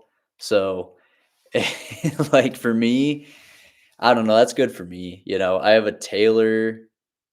No, it's not a Taylor guitar. I have a Martin. Yeah, I have a Martin acoustic guitar and a Siegel S6, which is a nice one. It's appreciated. Dude, those guitars actually have appreciated quite a bit. I don't plan on selling them, but my SG's red, like the Angus Young guitar, like the AC/DC one. It's just a red and black. It's a nice one. Dang Shane, and only have an Ibanez. Ibanezes are fun too. Don't get me wrong. I think they're fun. I like them. I just like the Fender Strats are sweet though. Fender is, I really want to get the Telecaster. I like a Telecaster. I'll have to get one day. I think like a light blue one. I don't know. I'm getting a phone call. I ain't answering that. No, I'm just kidding. I'll get to the phone calls later. It's literally nothing important when people are calling me in the damn week at the end of the week on a Friday. Just make a chill music playlist and throw like 3 to 4 rate. Yeah, that's what I do. I'll literally like Jason's. You're 100% right. Like it'll be like 3 to 4 calm songs, and then you just dan dan dan dan dan, and I'm like, wow, I forgot how good this band was, and turn it up because they're so good. Yeah, that 4750 level, man. Like you said, it's making you sweat. Yeah, I mean, ES is coming into 4800, so I'd be shocked if you had to do anything with it by, anytime soon, honestly. 36 is some good ish, man. Yeah. Dude, or 3 6. Yeah, 3 6 Mafia is great. I listen to it all the time. Like that is like it, like I said, if somebody had like gun to my head, said, what do you want to listen to for the rest of the day?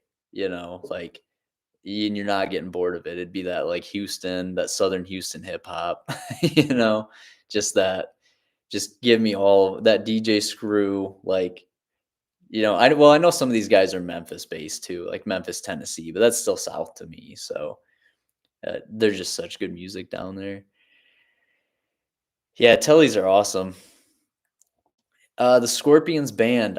So classic rock. I think, yeah, you asked, do I like classic rock? I listen to classic rock. I don't do it very much anymore. I was a big Led Zeppelin fan. I like Led Zeppelin a lot. I don't really listen to it as much these days. The other day though, I like Tom Petty. Like if we're talking classic rock, I'll listen to Tom Petty all day. Like he's so chill. It's such a good vibe. So Tom Petty, I like the Cars. I think the Cars are really good. Like they have just what I needed, and I like Tears for Fears. So like everybody wants to rule the world. I like a lot of those 80s, 70s and 80s. Van Halen's great. I like them a lot. I think they make good music.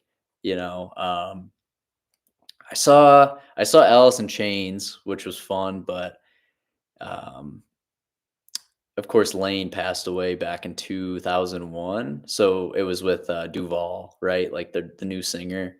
So, it's still good. Don't get me wrong. Like, I love me some Alice in Chains. I think they're fantastic, right? Like, I legit think they're one of the best bands. It's just, like, they're not all the same. It's not all the same members from back in the day. I saw Smashing Pumpkins live. They were good.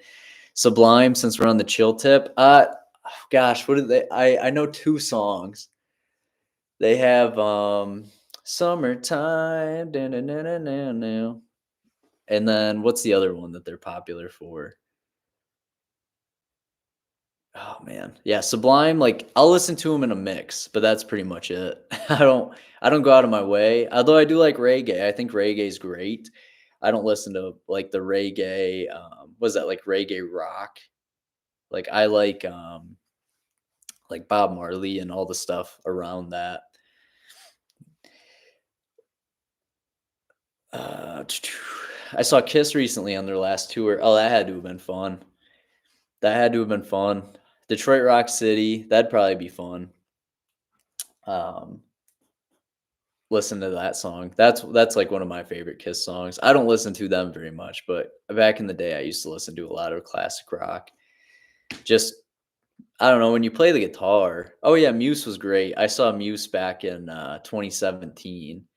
I really didn't even know very many of their songs when I saw them. They were just at a festival I was at, and I was trying to see like um, Chance the Rapper and Two Chains and Schoolboy Q, and like Gorillaz was there and Vince Staples, and so I was like, sweet, I get to see Gorillaz. They're fantastic, and Muse was there. Muse was actually one of the headliners one night, and I left. What set did I leave? Oh, the Wiz Khalifa set. So Wiz and another rock band. I can't think of the name. I've seen a lot of artists. Post Malone was good. Um, Kendrick, I've seen Kendrick like 3 times. That's cool. You saw Metallica. That'd be a fun band to see. I like heavy metal. I think heavy metal's really good. Market's 4760 again, hanging on. Market's hanging on. It's like save me. But yeah, for me, like a Rage Against the Machine. I think they're really good. Oh yeah, I do like Motley Crue. I like Motley Crue. I never got into Def Leppard or Joan Jett, but Motley Crue's good. I like to play a lot of their songs. For me, AC/DC, I saw them, but I was like 15, so we're talking a long time ago. Um, let's see. I want to see Kanye. I think that'd be fun. He's got like I like the Graduation album a lot. I know he's pretty like. There's a lot of people that don't like him, which is fine, and there's a lot of people that do. Metallica being a must see. Yeah, I think there's a lot of good metal out there. I just don't listen to it as much as I used to. Like I said, that Alice in Chains, Nirvana sound. I've seen Pearl Jam a couple times. Um, yeah, Nighthawk wants to go see Drake and Post. Yeah, Post was good. I've never seen Drake. I saw Sway Lee with Post Malone, Big Sean. Like Post Malone brought up Big Sean. I've seen J. Cole. For like modern rap, let's see. Gosh, who else was there? I've seen so many artists that like my brain's like that was my hobby back in the day. I'd spend all my money on concerts, all of it. I was just like back in the day. Let's see. Shane thinks Kanye's the best rapper of all time. I would say that's a good argument for sure. He's definitely up there for me. Kendrick, for me, Kendrick's up there. I just like his stuff. I think it's so good. I've seen him multiple times. What other artists we got? Big name rappers. Um, you guys are making me go to my damn playlist just to get it figured out. Let's see. Let's see here. It just comes up with Project Pat, Juicy J. No, I'm just kidding. Uh, yeah, Young Thug, Two Chains, Nipsey Hussle, pretty much what I said earlier. Fat Pat. Oh, Chris Stapleton. I forgot. I do like country as well.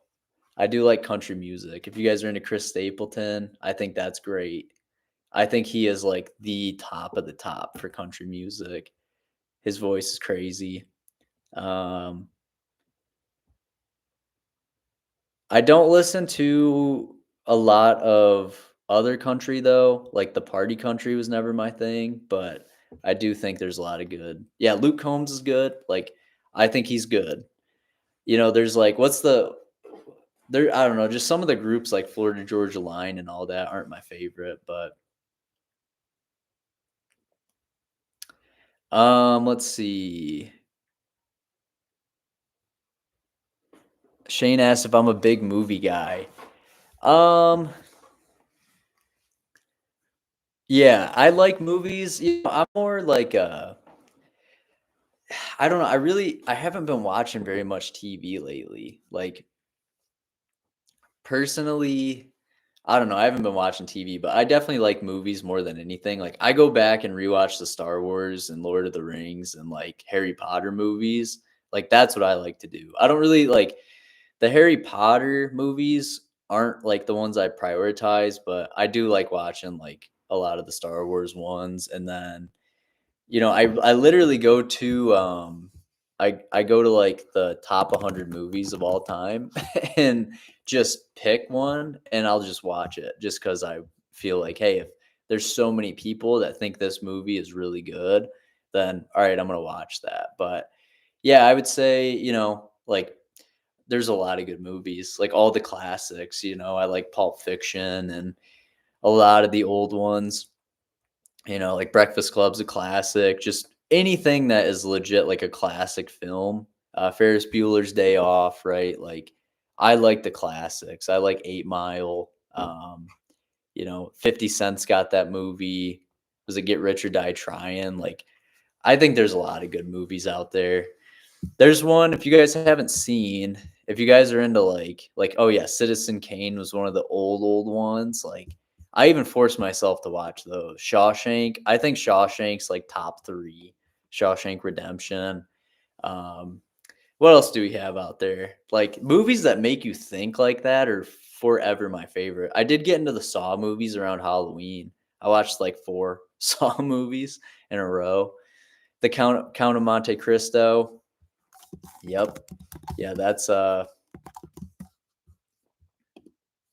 one's super popular. That one came out in what? Um, I'll have to look that up, like 2000 or something. Yeah, that one. There's that one. Like, there's so many good movies. I legit think like the early 2000s had some of the best movies too. In that late 90s, like The Matrix is great. I love that one. Rubber Band Business, UCJ, that's a banger. That's a hit. Let's see here. Yeah, old school country's good. I've seen well, I want to see George Strait. I like George Strait, but I saw was it who is it? What's his name? I have to literally look up. Oh, Clint Black. That's who it was. I was like, I can't think of his last name. Clint Black, I saw him. That was good. So old school country's really good. TV's too woke for you now. Well, I've always thought that like normal TV sucked, but I think there's a lot of good movies out there. The TV show I really got into, if you guys have like yeah, 15 minutes into Citizen Kane. Never gotten to Harry Potter. Yeah, Lord of the Rings is sick. Yeah, for me it's like I spent I really liked gosh, I can't even think of the name of the title now.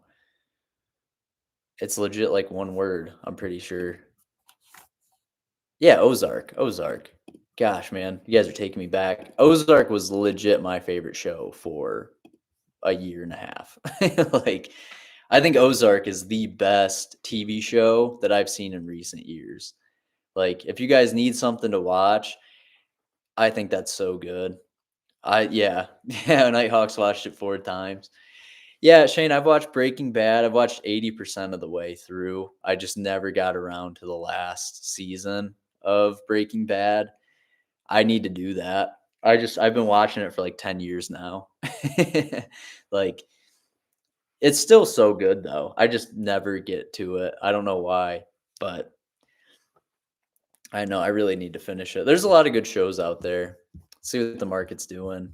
We're 47.61. Is that what we're chilling at? Yeah, I find like I legit think entertainment is one of the best things to happen to human history. And what's cool is like here in America, and I'm pretty sure everybody here who's watching is from America at the moment. We had that one guy from India pop in earlier. That was sweet, saying "What up? What up?" But I think the fact that like humans, especially like in America too, we really value like art, like music, movies, TV, entertainment. Like I think that's cool, like you guys are on YouTube chatting right now and hanging out. I think that's fun. We're just all sitting chatting and Yeah, it's good to just relax and wind down to 100%. 100% dog. Like that's what I like so much about, entertainment in general and everything really. It's just like it gives you that time that you need. So it's I don't know, I love it. I think it's so cool, it's so healthy, keeps people like, as long as they're not overdoing it, but just in general, like entertainment's just so solid, I think, and keeps people happy, healthy, head on their shoulders, right? Like I love it. I know at least for me, like I will literally watch a movie and get inspired, or Shawshank, like Shawshank, dog, like that level of patience. Are you kidding me? Like that's so cool to me. Um, but yeah, market's what 47.62. We're coming into the lunchtime hours, so probably gonna be pretty chill for the next 2 hours. What isn't today like? Today's a quarterly expiration, so I just wonder how much selling they're gonna do. Let's see. Yeah, Mr. Mew said, "I'm trading right now, bro. I am just using this chat for therapy." Hey, I feel that, man. That's what we're all about here. It's like, I mean, I still got trades on right now. Like, you know, everybody does, I'm pretty sure. Chilling, hanging out, unless it's if you're playing the short week. It is hard though, man. Trading's hard. Like, we still have 18-point expected move today, and we only got 4 hours left. Like, what are they pricing in? What am I missing out on here? Uh, Shane said, "Should I close my 47.80 or let it rock for full credit?" Dude, that's tough because, well, let me see what the internals are doing. I mean, the internals don't look much better. It looks like more downside, but we did hit the bottom end of the expected move and we're staying within it and bounced right off of it. So it's hard for me to like, really know, or I'd be putting trades on right now, right? Like I just don't like fading the move on these short weeks.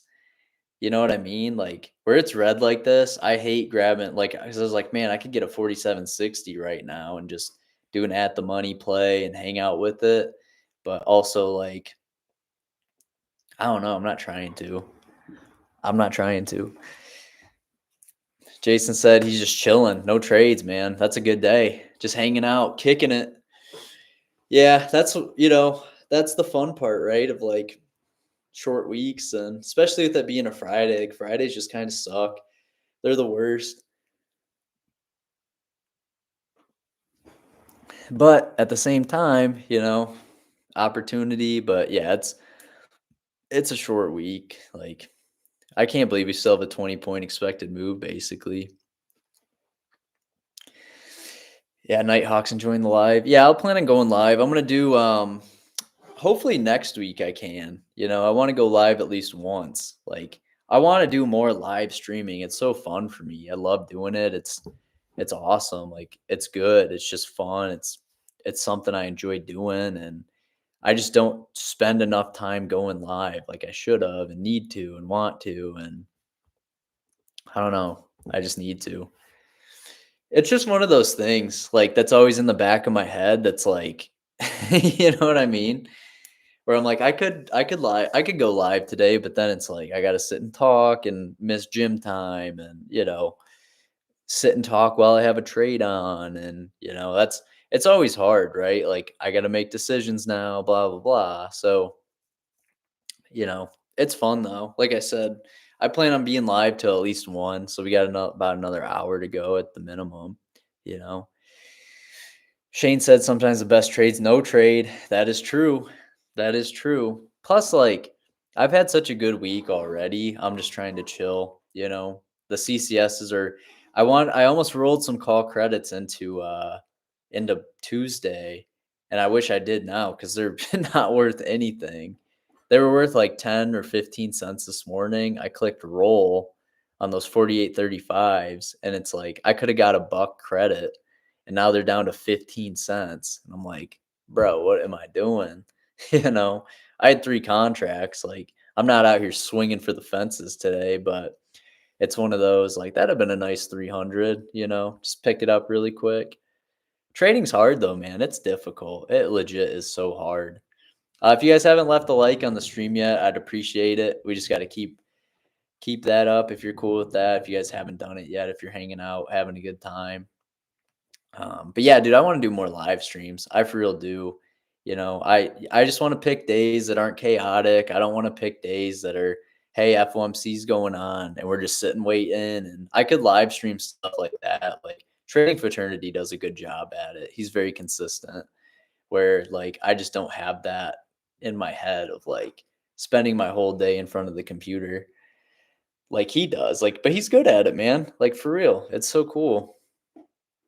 I was driving back from Ohio yesterday, so thankfully trading the Discord wasn't a sweat. Yeah, that's always nice, right? Like that's the cool thing about trading with the group is we haven't had too much chaos lately, like yeah, some people got some rolls on from some CCSs for the last run up, but most of the members have been pretty calm and very enjoyable to just hang out with. And it's a good time when all our trades are working out week after week after week after week, and then from that point forward, like just making good decisions and just being good to each other. That's like where I find my fun and all that. Yeah, you get some extra funds, join the Discord. Hey, man, take your time. I mean, I'm gonna be there trading. Take your time until you're comfortable, because we're the boys in the Discord, the boys and girls in the Discord are we're a pretty like closely knit team, and it's always hard coming in with like a lot of the guys who come in without much experience always struggle. So like, take your time. I know, like you said earlier, you're like 6 months in. Dude, it might take you another 6 months before you're comfortable. And like, that's perfectly fine. I always tell people, like, wait until you're comfortable. If you want to come trade with a group, the last thing you ever want is to, and this is from like a human to human standpoint, right? It's like the last thing you ever want is to not understand something and then try it when you don't understand something as much as you would like to, and that's for everything. Um, Extreme Car Pro, where are you now? Are you asking like where am I at as far as like living currently? I'm currently in Michigan at the moment. Ann Arbor area, outside Ann Arbor.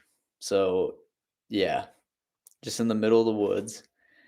I do plan on buying a house this year though. That's the plan. But we'll see. If rates come down, like I called a senior loan officer the other day to get like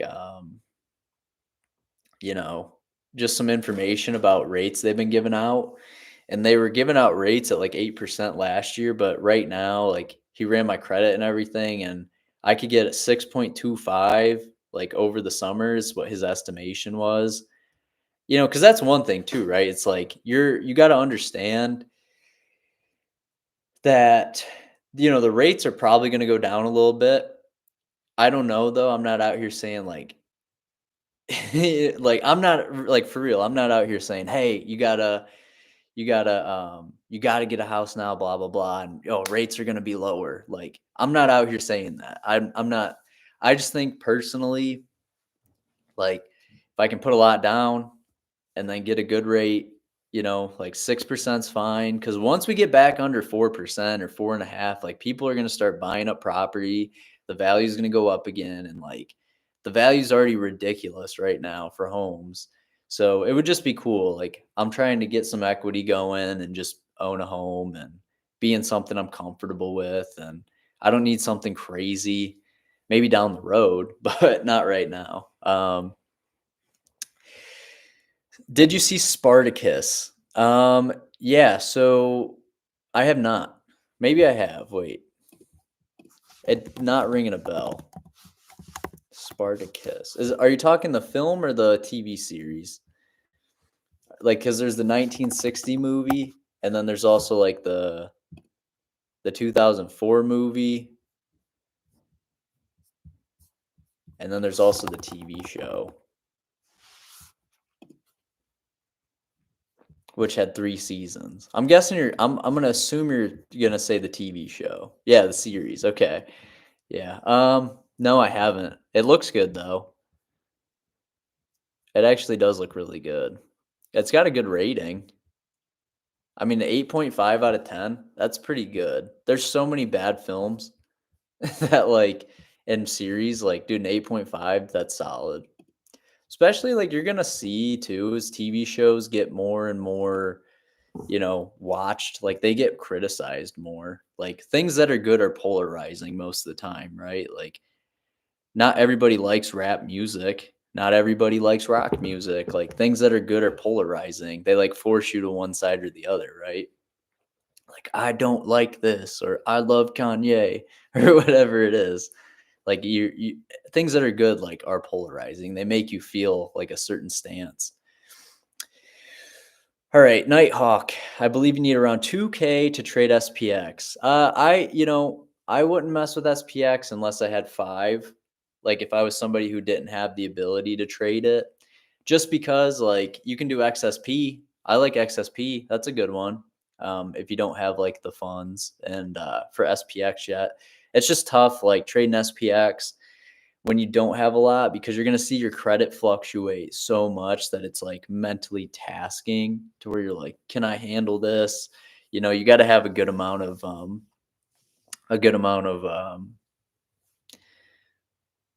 just emotional intelligence and happiness, and, like, understand, hey, this is how trading works, or it's going to be really tough to trade with a very little amount of money. Best trading Discord I've been in. Glad to be a member. Let's go. That's the plan, dude. That was the plan when I started it. Yeah, if you start, I read a lot of entrepreneur books, but it's like if you start something that, like, really affects people in a positive way to where they get so excited that they tell their friends about it, and other people, and are proud about it, like, that to me is just my favorite thing. It's my favorite feeling. Like, as much as I love trading, like, I like starting things. I like starting groups and volunteering, and I want to do some nonprofit work, and, like, dude, I literally get called crazy for my ideas, but they work out a lot of the time, and some of them don't. I'm not out here saying, like, every idea I have works like that.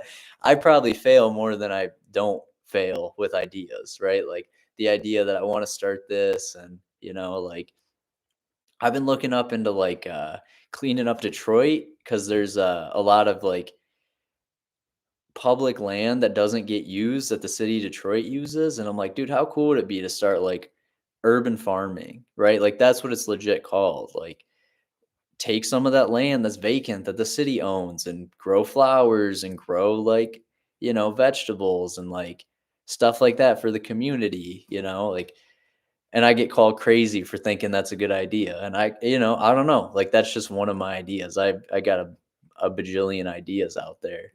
But, that's what I find, like, real satisfaction in. Like, I love trading, but, like, I love the Discord and YouTube community and all that. Like, that's fun for me. Um, is Michigan a cheap state to live in? Michigan, yes. Relative The average income is 41 grand a year in Michigan for, like, everybody, I'm pretty sure. Let me see. Michigan average income, which means the cost of living is low. Okay, the median income household wise is 59,000, and that was in 2020.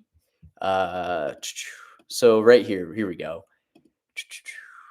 Okay, so now the median household income as of April of 2023 is 64,000. So that's pretty cheap in comparison to, like, Colorado. Like, living in Colorado is the median household income's like 130 or something, or one. Let me do that. I like household income is like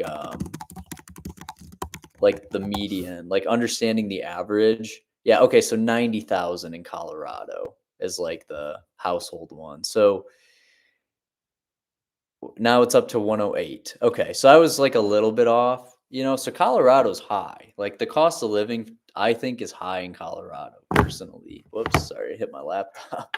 Trying to put my AirPods away, charge that battery up for later, but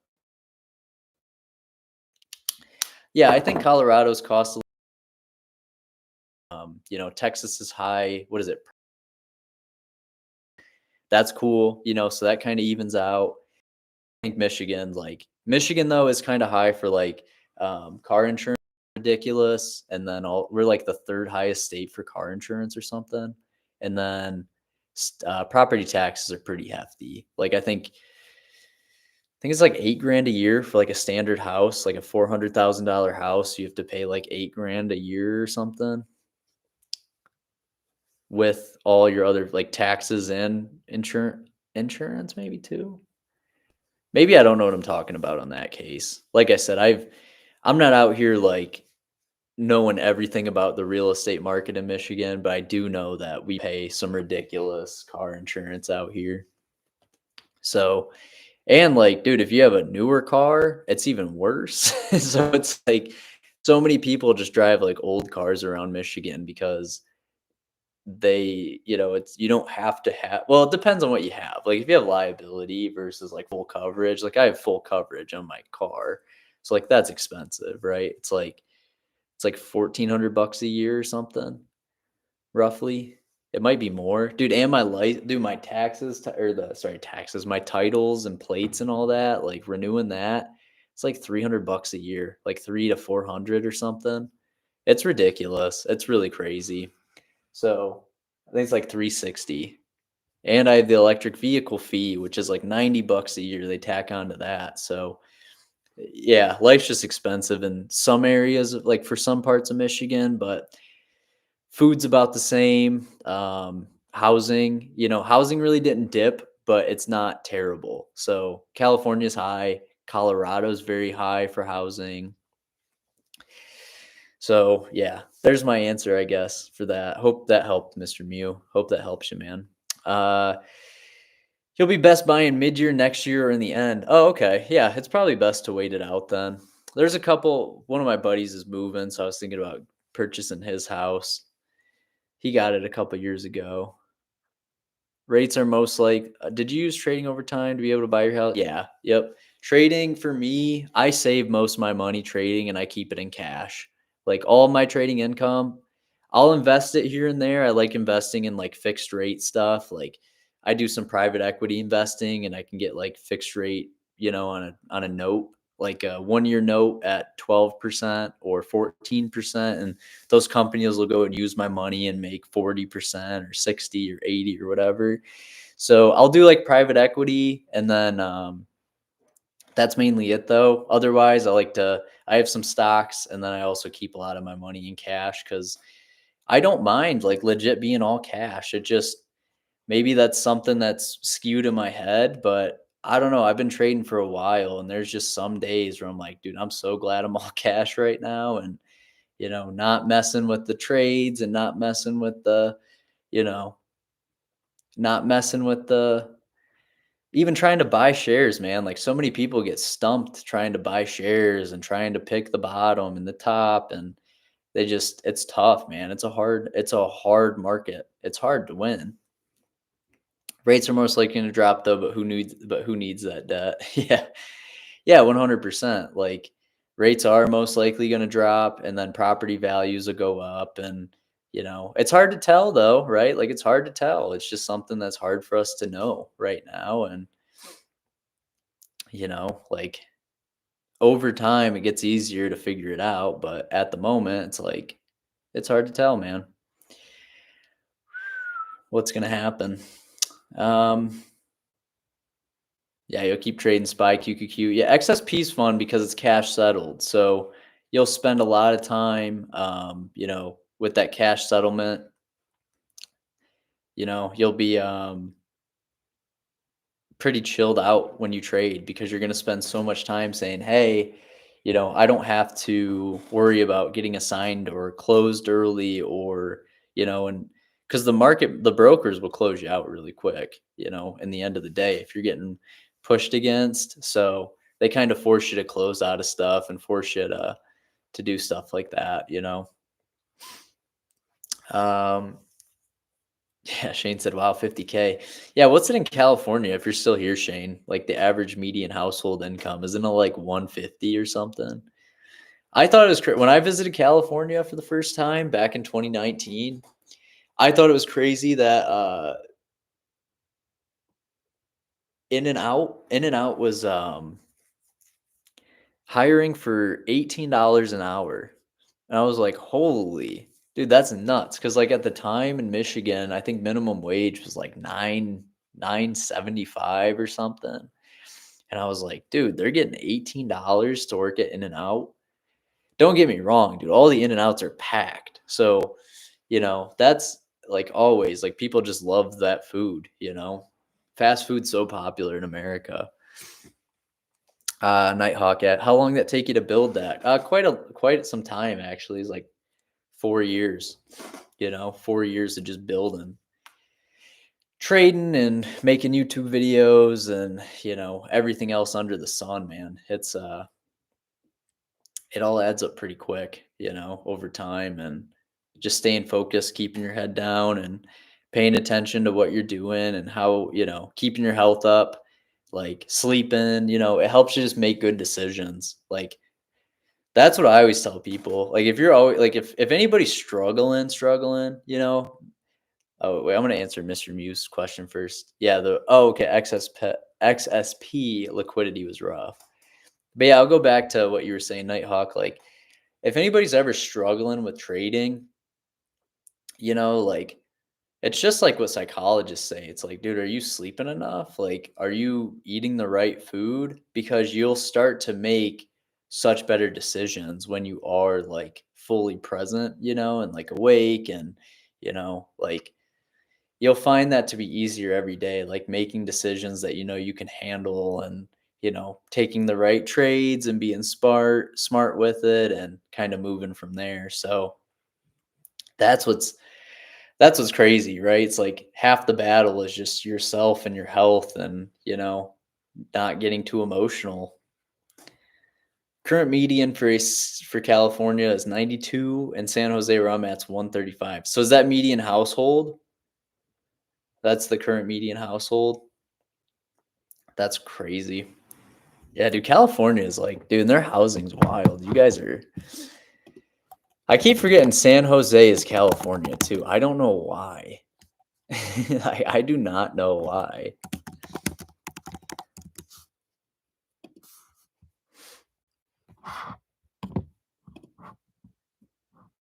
I keep forgetting it's in California. It makes no sense.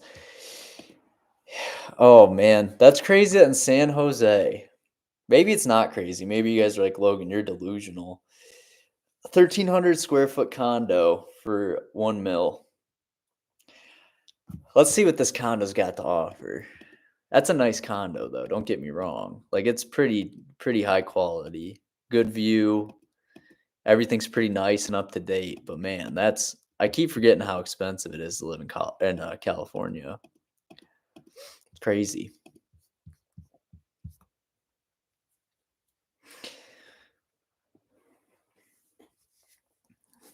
Not familiar. Oh, cool. Yeah, Nighthawk, that's the way to go, man. Like I said, as you learn, like I said, I've been trading for like 6 to 7 years now as we come into 2024. And if you'll get comfortable, like you get more comfortable with trading as your life goes on, and it might take you some time to feel that. You need to do a lot of self work before you trade, get the mind and body right. 100%. Median household, all the tech money in bro, it's 100% not worth. Yeah. Dude, that's a lot of money for 1,300 square feet, man. That's all I know. Like, I know California for a lot of people is the place to be, and it's just that's just a lot of money, man. It's a lot of money for what you're getting, like from square footage standpoint. But I know it like doesn't rain, and although when I went to San Francisco, it rained one time. It was like 59 degrees and raining, and people straight up had winter coats on, and I was like, you guys are crazy. But they're used to it being 75 and sunny every day. So Mr. Mew says, I live in Texas and I like the cost of living here. Also, lots of work for folks looking for a job. Yeah, Texas is sweet. That's like the new Mecca right now. Like they talk about just high property taxes and no income tax. So it's a good state, right? Like good state to live in. I think it's cool. And Austin's popping. I think Dallas is popping off too. A lot of people moving there, and it's a nice, I like it. I think it's cool. It's warm, right? Like most of the time. Um, yeah, I know they get snow occasionally. Texas is crazy for that. Uh, if you make a lot of money, Texas is a good place to live, then retire somewhere else. Yeah, that's what I've heard actually. A lot of what's wild is like a lot of people like to retire in Florida. I think Florida's just too hot in the summertime for that. The weather's BS, not worth it. Really? Looking up that San Jose weather right now. You guys get earthquakes too, so I don't even. Oh, it is like 60 out and raining. I nailed it. Everybody's out in a winter coat. It is kind of nuts though. Like it does get down to 42. That's crazy. The weather change, baby. Still pretty mild though. I mean, that's a really mild winter compared to like Michigan. I think right now though, it's pretty chill here anyway. Like it's been 40 degrees almost every day. Yeah, like 42. It's crazy though how like no matter where you live in the US, like you get hit by weather at some point. Like you could be whew, or way up, way down. Let's see what SPX is doing. Oh, market's dropping again. 47.55, 50. Austin was amazing, but it's turned into mini LA with everyone from California wanting to move here. Yeah. Yeah, dude, Austin and bringing all the tech guys and a lot of tech guys live in California because they just they have to, right? Like so many things were centered in California, and then a lot of those companies moved to Denver and Austin, Seattle, Portland, I think too. It's hard to remember where all these companies moved to, but yeah, 47.55. Market's moving. Market's moving down again, dude. That premium is just staying juiced up on that put credit side, not moving anywhere. I'm curious what the afternoon's going to bring too. I mean, I know it's already afternoon, but in the Eastern time zone. Yeah, market's dropping a little bit. Good old Friday, right? That Friday movement. We'll probably move back up to 47.60 here, and then we'll see if that's like a heavy rejection.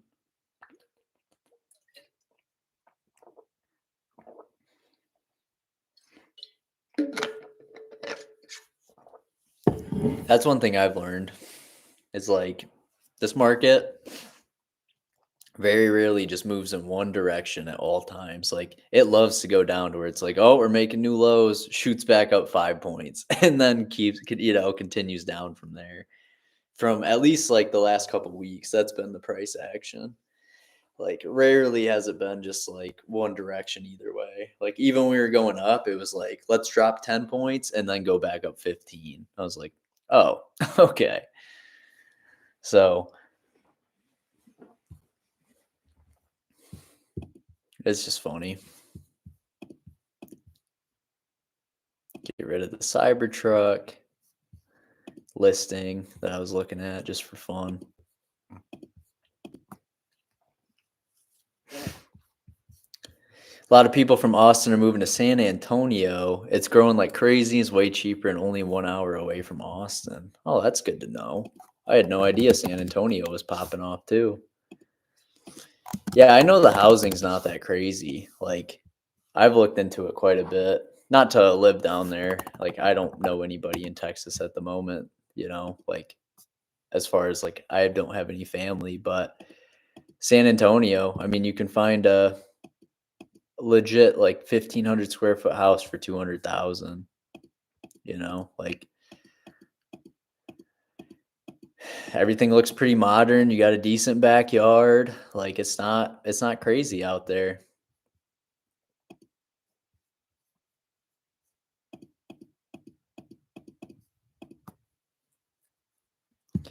Housing's fun though. Housing's just fun. It's just fun to look at what stuff costs and um, what it used to cost and like what people think's gonna happen, and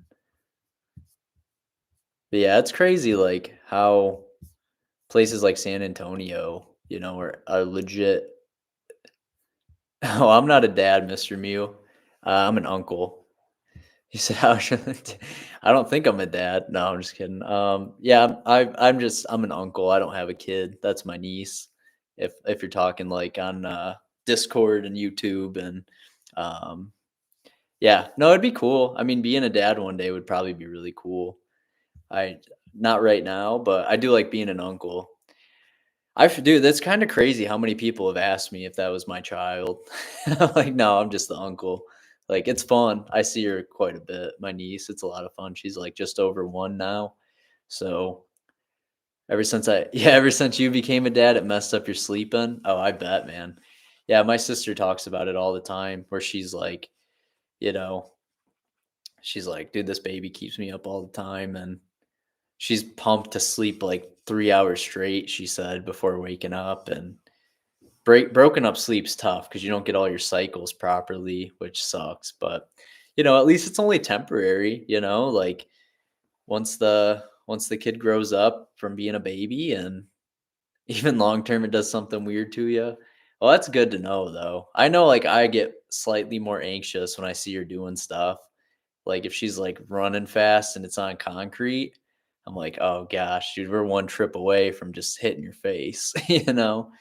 Like, that's what makes me nervous. So I sit there and I'm like, slow down, slow down, slow down. Like such a almost like a grandma style of uncling. But yeah. Yep, nope, just an uncle. She's just my niece, and I try to see her at least once a week. It's a good time. But I'll be in Colorado for most of January, so we'll see how that works. The market opened at 7:30 out there. Ayo, I got to go to bed even earlier. Babies are resilient, pretty amazing how they don't break as easy as we think. Yeah, they are. It's really cool. They're super special. It's cool. Like I didn't realize too, like watching her grow up, how just smart kids are. Like even at 1 year old, like yeah, they can't talk, but they're trying to communicate. Like they can say a couple words, but like mama and all the really simple ones, but dog and whatever else. But at least for me, like that's been the coolest thing is like how just smart they are. Rebel ATL, do you ski when you're out there? I do. Yeah, I probably won't go skiing this time. I don't think they're really in for much snow. I know a couple of my buddies went, so they had a good time. Let me see, like Breckenridge weather. Well, so a couple of my buddies work for like Vail, so we get like the half off and free skiing passes. Yeah, so it's cold there, but it's like 20. It's just there's no snow right now coming down, which they might have snow. I don't know. They get a lot of snow, but they're not like supposed to get any in the next, it says week and a half. So I mean, the lifts could be open. Like I know they're up and running. I just don't know what the quality of the snow is. Bro, I don't like I for real don't like snow or skiing if it's not powder out west because it's so sketchy. Because like if you go really quickly, like your ski and it's slush and like icy, your skis will literally like at any moment just pull you down. Like you start to drag is what I like to call it. There's probably a real term for it, but like you'll just be minding your own business, going at good speed, and all of a sudden you'll hit a patch that like your skis almost like feel like they're digging into the ground and throws all your momentum forward. And like, dude, if I'm going fast, I'm not trying to flip over. So I'm like really picky about the conditions when I go skiing. If I'm going out west, like in Michigan, it's super chill. Like Midwest skiing is always chill, but out west skiing is not. So I got to be like on my game. It's a full day, man. Going skiing literally takes a full day. It's not just like, oh, I'm gonna go shoot hoops for 2 hours and come back. It's like, bro, you're going skiing, like you're gonna be gone all day, you know. You want a snowmobile? Yeah, those sound fun. Those sound fun. I don't get enough, like, I mean, we don't get enough snow where I'm at to like own one and be happy with it. Granted, I could just go up north, but yeah, that's about it, you know. If you don't mind sharing, what's the reason going back and forth with Michigan and Colorado? So I've always liked traveling and freedom, and I like kind of the idea of living in multiple places while I'm young because it literally keeps my brain fresh. Like it's so hard to explain, but it's like hitting the refresh button because it's so easy to get stuck in like your routines and habits and, like by just staying in one place. But when you legit are able to, travel and go to multiple places and spend time and all that, it's just nice because you can sit there and just like reevaluate and just get new life experiences. And now I have friends, out west, and I'll spend time out there and, like just getting that experience versus, just staying in one place all the time in your whole life, which is still fine. Don't get me wrong. I just like the freedom and the idea that, like, hey, I want to experience you know, a new place, I want to go experience a new place to go work out, like going to a new gym and a new climate, a new environment, like it's high elevation, so like running out there is so different, you know.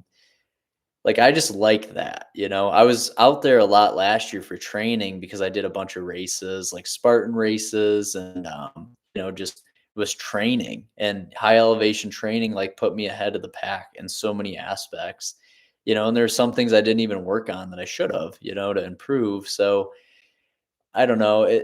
For me, it's always just like new experiences. I think it's fun, while I'm young, just travel, see the world, and spend as much time as I can, like, just getting new experiences, places I've never been. And even if you've been to the same, it's been, gosh, I've been going to Colorado for like 5 years now, 4 for like a really serious long amount of time. But dude, the first time you move out and like move away and move like living fully on your own, right, is like from like a standpoint of, hey, I'm by myself. I am in an area I've never been before. Like if we're adding all that stuff together, it's like, it's a place I've never been before. Like you're you're so, it feels like getting thrown into the water and not knowing how to swim and having to learn how to swim and like tread water. Cause you just like one day you wake up, you're like, I know nobody here.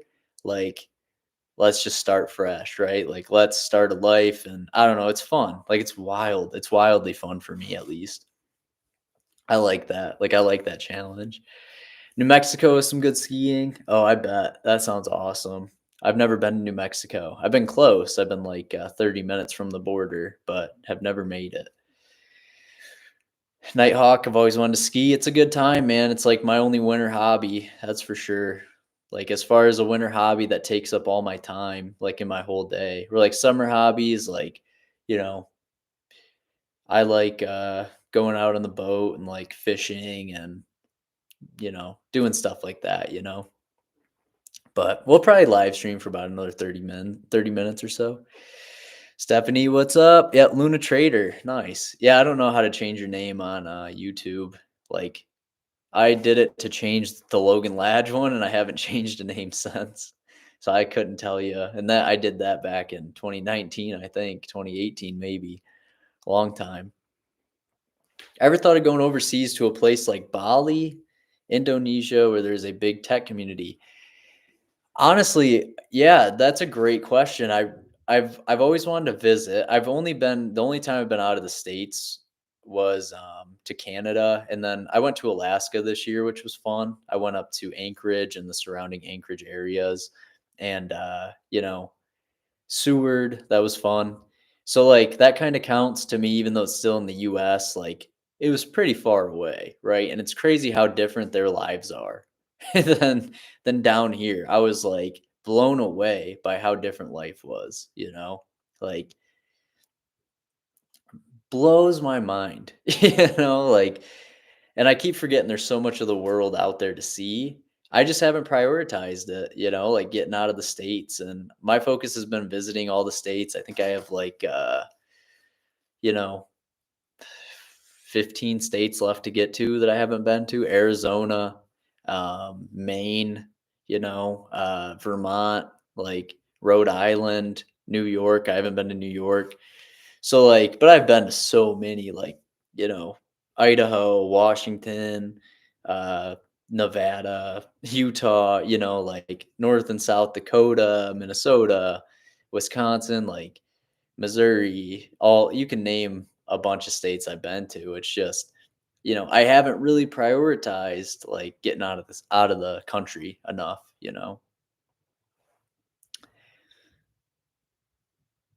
Um Nighthawk loves fishing. Yeah, Florida fishing's fun. That deep sea fishing, man. I've gone once. That was a lot of fun. Trying to trade from Asia is brutal. The market closes at 3 a.m. I don't know how you do it. Jungle Cat, I could never. It would just be hard. I mean, I could. I would need a completely different schedule. Extreme Car Pro. I've had 2 great weeks in trading. How to make sure I keep up the consistency? I have a problem with managing risk, not cutting trades appropriately. So that's a hard part of trading, right? So, yeah, so it depends. Like, what type of trading are you doing? And then do you find that, are you good at keeping the winners and letting them ride? And then you're good at getting out at profit. And you said that cutting a trade, your most like difficult part for what you do. Yeah. One thing that I always talk about with cutting trades. Okay, you do mostly spreads now. Yeah. So it's just what's your thesis for getting in, and then what's your plan? Is it, hey, if SPX hits a certain level, I'm getting out no matter what?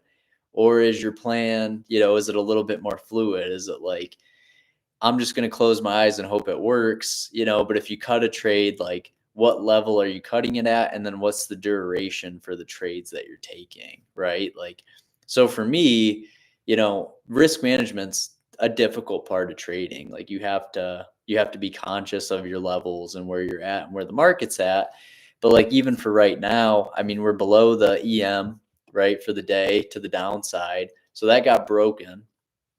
And then, from there, it's kind of like, hey, was that my thesis? Like, if we lose 47.58, am I out? Am I now adding a trade? Am I taking one off? Like, I always set it to like a strict number because that's what has always done most or best for me, instead of like, we'll see what happens, right? And then you just get hit pretty hard or don't have time to manage, or, spend so much time going, what do I do? What do I do? What do I do? Like, didn't think it was going to get this bad, blah, blah, blah.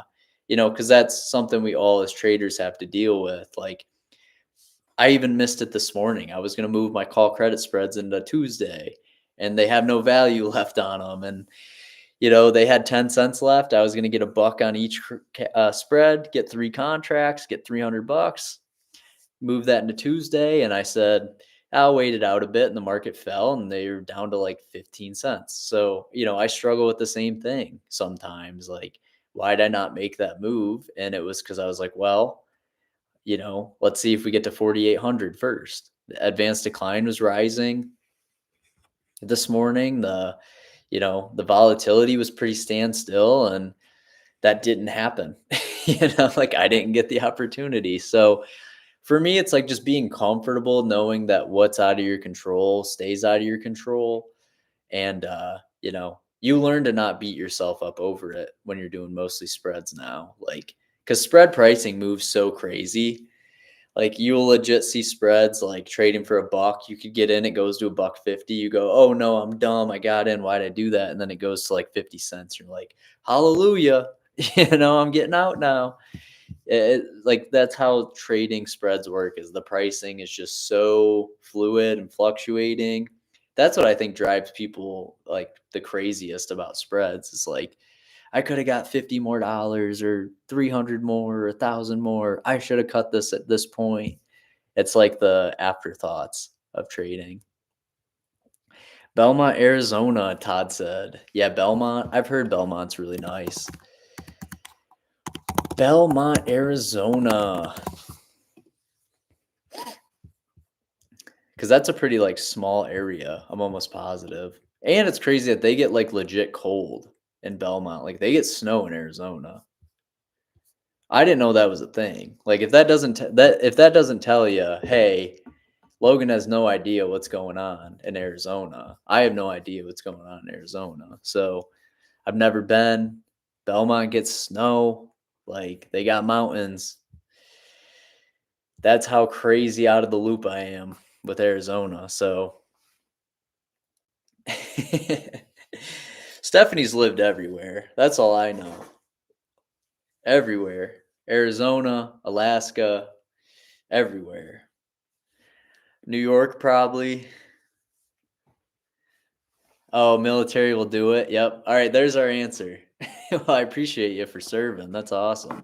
Yeah, military will do that. Or if it was someone in your family. Either way. Either way, I appreciate that for sure. We get to live pretty comfortably in America because of that. So yeah, military. Yeah, one of my buddies lives in Hawaii now. He's stationed in Hawaii and he loves it. He's like, dude, it's the best thing ever. He joined the military. He's like kind of skeptical. He's like, I don't know if this is for me.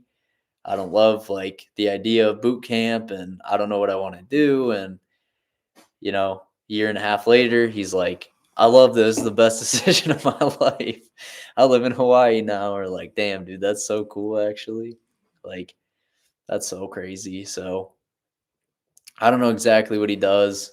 Like, that's the best part about being friends with, like, isn't that like the legit joke? Like, as guys, like, you see them all the time where it's like your girlfriend or whoever, like wife, or you see it all the time. It's like, ask, how your buddy's doing.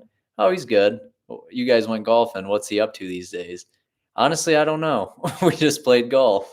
Like, it's stuff. I don't know. It's stuff like that. Like, I couldn't tell you what he does, but I know it's out there. We're out now and down in Georgia to stay. Yeah, I like Georgia. I visited. I spent some time living down in it was only a couple weeks, so I'm not out here saying like, yeah, I lived there for a year. I stayed for a couple of weeks, I guess you could say, down in gosh, Marietta. That's what it was called.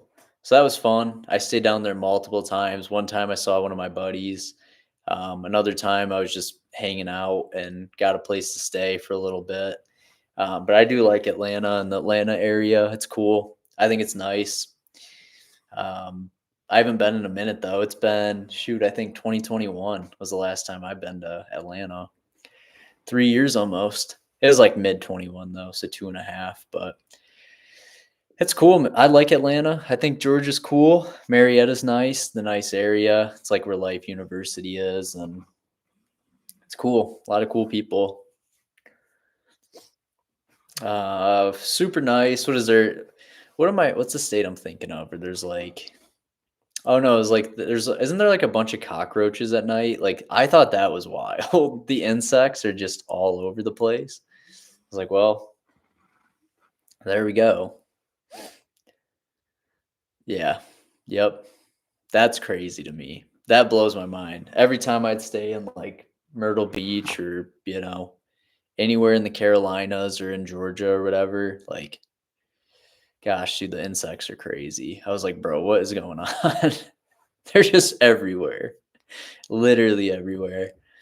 What are we, 47.57 at the moment? Looks like the S&P is trying to recover. The EM's finally shrinking, which is sweet. Finally, dude, it took all damn day. We'll see. I wonder if there's even a setup for next week. I'm kind of glad I didn't fade this move. I'd be stuck at some 47.60s going, gotta manage these boys. But I don't know. Like I said, I'm pretty chill on the short weeks anyway. And I mean, the EM's only dropped 2 points or 3 points, but it's just nice to see for the option pricing. I think we'll try 47.60 again. If that doesn't break through, we're probably going to be hovering in this 10-point range for quite some time. Quite some time for that, but I do appreciate you guys hanging out, leaving a like on the stream, spending time, and just chatting. Like I said, 3 hours I think is a good kind of ball point, 3 to 4 for the stream, and I'll have it. It'll be more interactive and fun when I stream from now on too. I just haven't done it in so long. Like, it's legit. I don't think I've live streamed since 2021, and I was playing chess or something. Like, that was fun. Like, I used to stream just that and hanging out after the market closed, but that's pretty much it. But yeah, crazy day in the markets. Just a little pull down. Now we're back to the EM low, 47.50. It's crazy how much the expected move works in trading. Like, that's something that I've always kind of kept in mind. It's like, geez, how is this so accurate all the time? Not all the time, but like 70% of the time. It's crazy. But it's fun. Trading's fun. That's what I just like that like the most. It's like even when stuff's going against you or you have a bad day trading, it's like, dude, now I just got to get better. Like that's it. I just got to move on, get better, improve, better mindset, better, you know, just better everything. So I always find that to be awesome with the trades. But yeah, whew, man, 12:30 or 12:40 already. Does your trading platform show the expected move by default? Yeah, so Thinkorswim on the options chain, if you go over to the options chain on SPX, it's the little number up on the right that you'll see with like the plus or minus. And that's basically like what's expected at this time. I don't really listen to the expected move past like 2 p.m. though. The last 2 hours of the day, the EM doesn't really matter that much in my opinion because like it could be a 10-point expected move and we could move 20 points. So I just listened to what the previous days was for this next trading day and then kind of play within those parameters. So like 47.58 was the expected move low.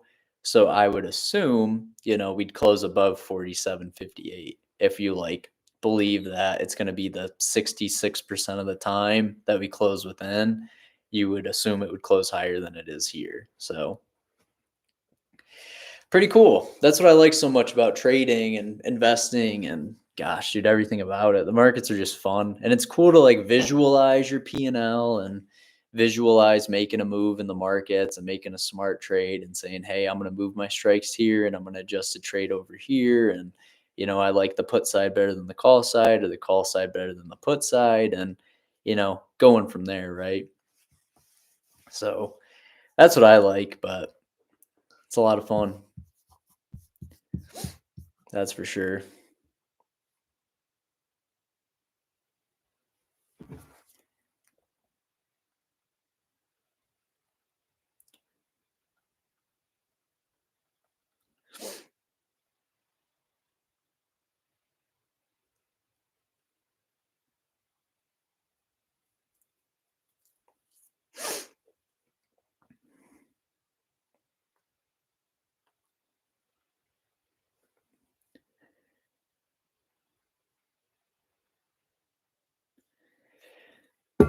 But yeah, there's a lot of variables left for today, and it's kind of crazy how high the EM is. But there's still people kind of window dressing, their portfolios, getting rid of stuff. A lot of people like to sell off their losing positions right now, and get ready for next year. And it's super common. So I wasn't surprised by the red. I thought we'd hold above 47.60, but we did a little dip below, trying to reclaim that now, seeing all that premium kind of evaporate from underneath. So that's cool. I wish I got some more 47.40s at the time. I scooped some of those. They're down to like 70 cents at the moment. So we'll see if those hold up for the rest of the day. If not, I just got some management to do. But oh well, I mean, I'm at entry point anyway, so I could even just chip them off and say, yeah, break even if I wanted. I only have a couple contracts, but I have two of those right now at 47.40. So I did some call credits, tried to roll those this morning into Tuesday. Like I said earlier, probably 1,000 times. Didn't get any fills and just doing some pretty laid back stuff anyway. It's very calm, very straightforward, and just focusing on the trades and making good decisions and going from there. So, see what the market Does, but it's kind of cool. See all the pricing kind of get pushed down now. It's the end of the day, and as the market goes up, it doesn't always just go in one direction.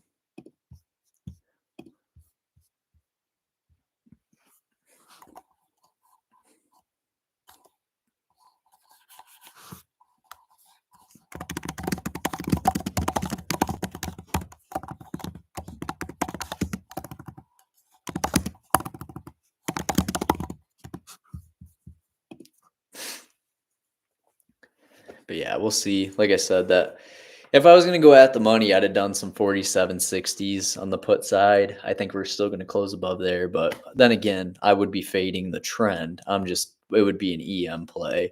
Like getting a 50-50 payout on something that's good 66% of the time is like, you know, 16% edge. I think that's worth taking, whether it works out or doesn't. I haven't taken it yet just because the internals still don't look great. The VIX is dropping though, which is kind of why, that premium's getting crushed now because the VIX is just losing some of that steam.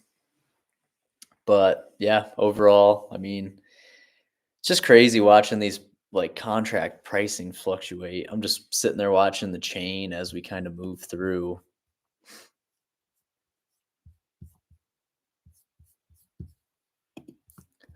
So it's cool. It's fun watching, taking some trades, taking some contracts.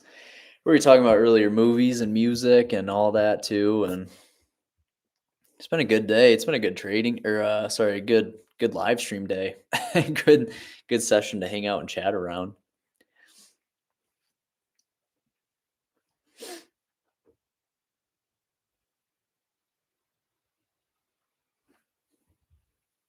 Yeah, I wish I would have scooped more of those 47.40s earlier, but they got up to like a buck 50. They're back down to 70 cents. It's like, come on. I could have scooped like three more of those, called it a day.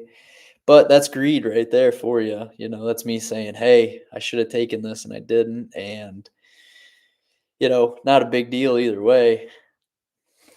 Really, it's not. I'll just wait till it's just more money you got to pay tax on this time around versus if I wait for literally next week, then all that money's for 2025. So yeah, it's like whatever. Whatever. Yeah, hopefully your 47.50 is good. I'd hope so, man. We're back above 47.60. The premium's fallen off like crazy on the put side too. So, you know, those 47.45 areas are already down to under $1 per contract. So, like I said, if I was going to scale in here, you could get some 47.40s for like 60 cents, but I think I'm just going to pass on it for now. I don't want to be dealing with the end of the day shenanigans. The EM's still kind of high, but 47.65, I think you'd be good, Shane, if you get up there. Yeah, yeah, I know you're butt late. It says, I think that's your other name on the like if you click on butt late, I think it says Shane or something like that. Or maybe it's when we fixed your email that one time. You had the MF Doom profile picture. that's yeah. You might still have it as MF Doom. I think you do. I have to change mine because people think it's funny to impersonate me. And I'm like, geez, dude. Like, I guess. I guess like I can't believe Discord even allows that and like YouTube and all that where they can just change like one letter, and like some people don't notice. Like, come on. But there's also a certain level where I'm like, I would never barge into somebody's DMs and say like, "Hey, you got to do this thing. You got to close out your account." And like you get like you get the weirdest DMs, or see people get the weirdest ones where it's like the fake Logan Ladge is like, "You got to do this." Like, "Oh, you're trading on TOS? No, bro, you send me that money and I'll put it in this program thing." Like, it's so weird. Like, I read them all, they got typos and yeah. Yeah, I've had 6 there's legit been 6 people have tried to impersonate me this year alone. I was like, why? What? Like, so I got to change my profile picture. I try to do everything I can and like got verified. You can see my verified connections on the Discord portfolio. Literally in all caps, I say, I would never ask you to send money to a trading account because I would never do that. I'd never tell somebody, yo, bro, and yeah, you're right. Like people do fall for it. Like they legit think it's me, even because they just copy the everything like T for T, everything to the T, and it's like, uh, it's crazy. That's like the one of the most stressful things I have to deal with, not gonna lie. From like being a YouTuber is spammers. It's people or fake scammers or whatever it is. Pierre, what's up, man? It's been a minute. What up, dog? Glad to see you live today. Hey, I appreciate that. I am live. I'm live and a live. I feel good. I feel good, feel great. I want to be like I said, I want to go live more. I want to do this more often in the morning and, like just spend some more time trading and more time with, you know, showing the charts and everything. I just didn't set OBS up all the way today. So I was like, you know what? I'm just doing a webcam stream. I'm just saying what's up before the end of the year. And, you know, but yeah, it would be awesome. It'd be a lot of fun to just, hey, what up, everybody? We're, have the charts up and just kind of showing what I see.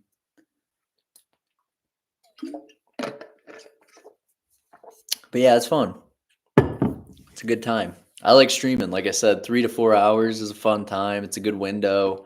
It lets me still go through my day, but get to talk to everybody. I love like chatting like this too. Like so many people have stopped by today. I think like over 100 at this point. Like that's crazy. It's so cool. So fun. But yeah, it looks like the 4760 market's still trying to see if it has enough steam to get above it. I think that's going to be the big telltale for the next hour. It's like until 2 o'clock. If we can get back above 4760, we'll hover back up. But if we stay below it, probably head back down a little bit, 4755, 4750 ish. But, it's going to change. I mean, this all drifts. Yeah, having the charts up would be great. Yeah, I didn't figure out the OBS,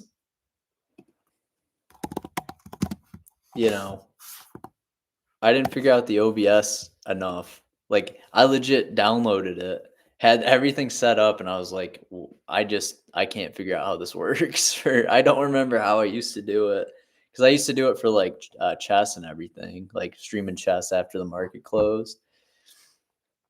Martin NGS, what's your trade for today?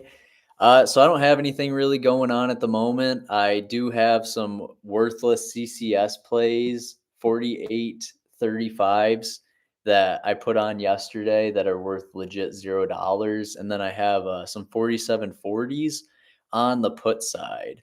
So that's it. That's all I got really going at the moment. I have I wanted to move I wanted to roll a trade this morning into Tuesday, but I haven't taken anything new today. These are all trades from previously throughout the week. So nothing from me today as far as like in the Discord, nothing from me on YouTube. Like I just have some spreads going, but it's literally like my call credits are worth $0. So I have to legit let those expire. There's no real value of closing them out now. I mean, of course, I don't think we're going to go up 80 points in the next 3 hours. That'd be nuts. I guess we could. I would not expect it. But, for me, it's like, that's it. That's all I really got going on. It's the end of the year. I'm just trying to hang out and focus on, next year and what I can do. And plus all the money I make today, I got to pay tax on this April versus if I just wait till next week, push that stuff to 2025, let me keep more of my money so the IRS doesn't take it. Right. Pierce said I sold those 48.10s before the market closed and got a buck on 400. Dude, that's a good risk to reward right there. That's a good delta 20. Those like risk 4 to make 1. I love those setups. They're fantastic, especially if you got the edge and can scoop some profit right there.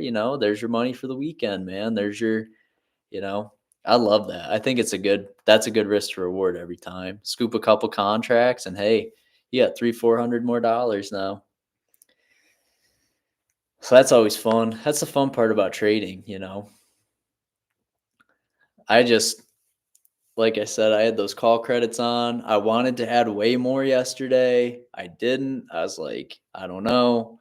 It's the last day of the year. The EM's kind of high. The market could go up. But I was just psychologically also playing like the fact that, the market, the chances we go above the all-time highs by the end of the year is just so low that I was just like selling 48.15s throughout the week, 48.20s, 48.25, 48.35, and then we get the little retracement here and then I'm like, hey, we're doing good. So it's a good time, a lot of fun.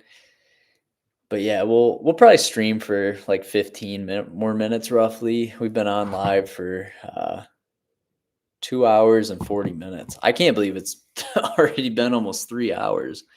If this gets rejected, I'm rolling to next week 47.40. Yeah, that's not a bad idea.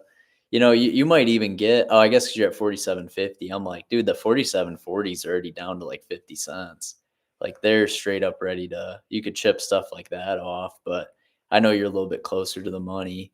You got good credit though. So like getting good credit's half the battle. Rachel said, looks like a solid low of the day hour bar printing. Yeah, it does. This looks legit. Like, this looks like a solid spot. And we're at the EM low. So for me, it's like you're hitting that double whammy, like from a statistical standpoint. Doesn't mean it has to work out, but I agree with you. It does, like, it really does look good right here for us to kind of drift higher through the afternoon. But, what's the internal saying? Maybe the internals are matching up. Nah, they're really not moving. See, that's the other thing. It's like, it's just a weird feeling right here. That's why I'm not just like at the money 47.60. I probably should be. I'm just not doing it. But I'm not trying to be like greedy, to end the year. I'm seriously just trying to, make smart decisions, good decisions, getting ready for next year and spending more time focused on, I want to do some more streams next year. Oh, option. I appreciate the $5 dono, man. Appreciate you big time, dog. Seriously, I really appreciate that. Can I leave? How do I leave a like on that? Like, dog, that means so much to me for real. I really do appreciate that. It means a lot. All you guys watching, all the likes you guys left today, like, I really do appreciate that big time. You guys make all this the more fun, and I really do appreciate that big time. Martin asked, "Do you have a Discord or live streaming? I wish to follow you when you trade the zero DTE." So I uh I have a Discord, but I don't trade zero DTs on the Discord. I trade one DTE and two, like 1 to 2s right now with them. We just found that like we have such a better edge with that overnight move. But just the mainly 1 to 2 days. But I do plan on doing some zero DTs in my live trading like program, but that's you can read all about that in like my most recent video. I talk about that quite a bit, but I don't do any like at this moment, I don't do zero DTs with the Discord just because we found a little bit more of an edge with like the 1 to 2 DTs as well. So yeah, you're looking for the 4 DT. Yeah, I was doing a little bit of a setup for that. I'm looking to see if we have one. I'm waiting to see how we close, or maybe closer to 230. Like if we're above that 47.65, we could probably get a 4 DT going into next week. Probably below 4,700. I'm gonna take a look though too at the standard dev charts just to see like, or standard dev charts to see how it's looking.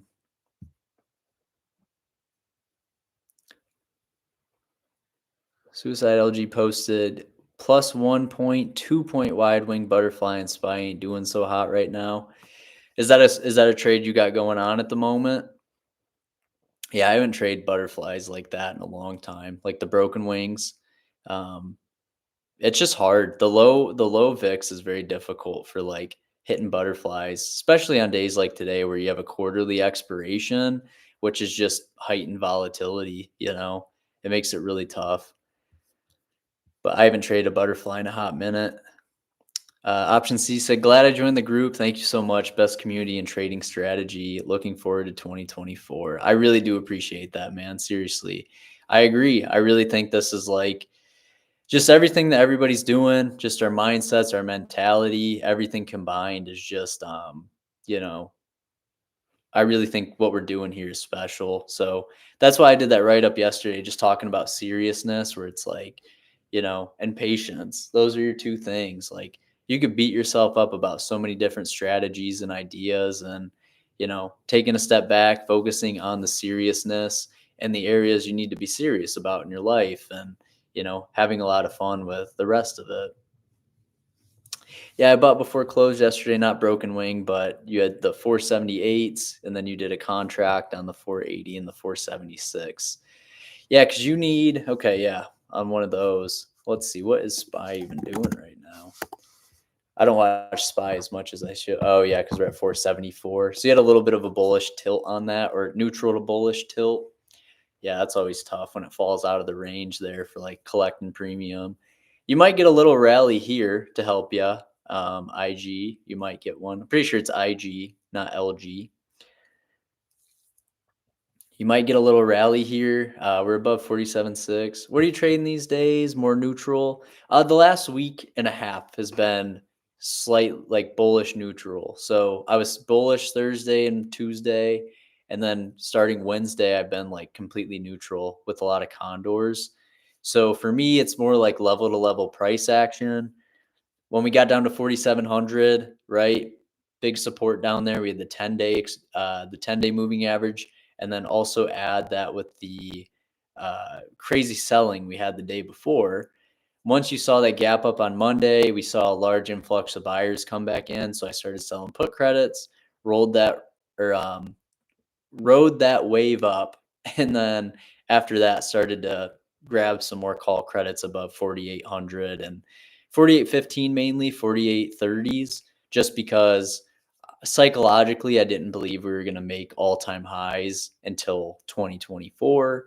So for me, it was like a little more straightforward then. I was just a little heavier on the call side, had some more put sides going, and then now my call spreads are worthless, which is cool. So literally, 48.35, we'd need a hefty rally to get those tested.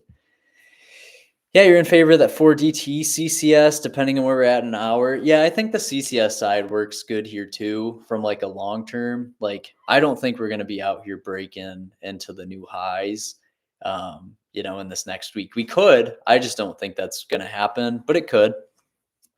It could.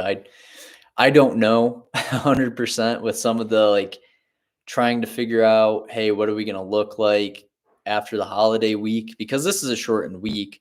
So for me, I'll take a look, but also, as we get closer to that 2:30 time, I'll just be more conscious of what the market's looking like. And it's crazy too. Like the expected move has just really fallen off the last hour or so, with the market bouncing off 48. Yeah, we hit 4,800, bounced right off that on the ES.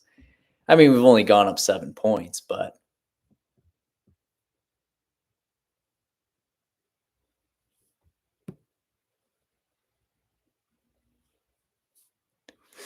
still a good bounce. And we're down to 14 on the EM. So it's like, just getting lower and lower. The premium's falling.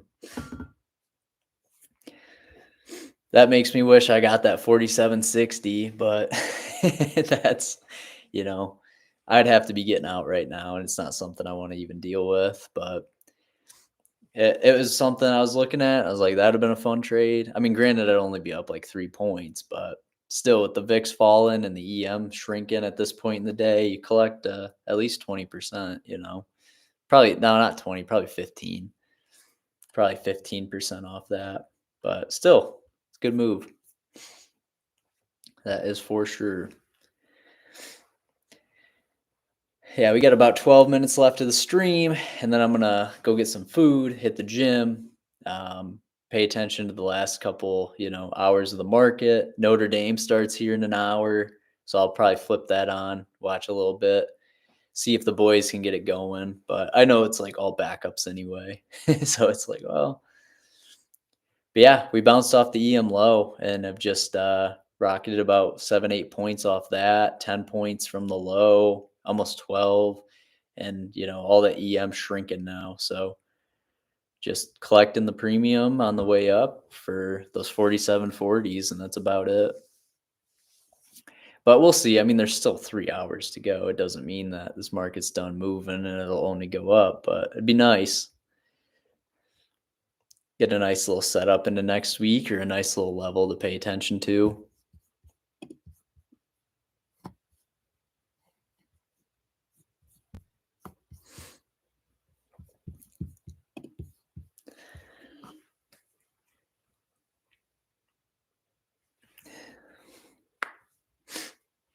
Yeah, 4765. Just hanging out.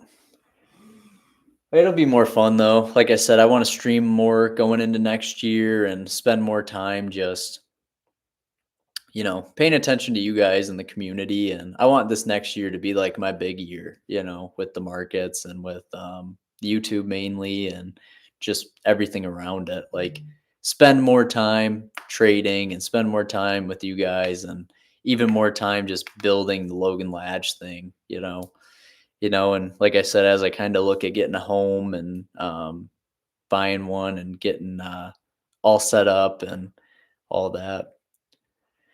4773 is the top. Oh, that'd be nice. If this little bounce hit up right there, that'd be, right in the middle, right, pretty much close to where we opened. All this premium's just getting crushed though. I mean, it's crazy watching the put side. There's stuff that was trading for like $1.50 not even 30 minutes ago. That's down to 30 cents now. It's like, oh, I should have scooped that, but not trying to be greedy, just would have been nice, right? Would have been a nice fill, nice trade, but I don't mind just chilling out with the remainder of this trade. And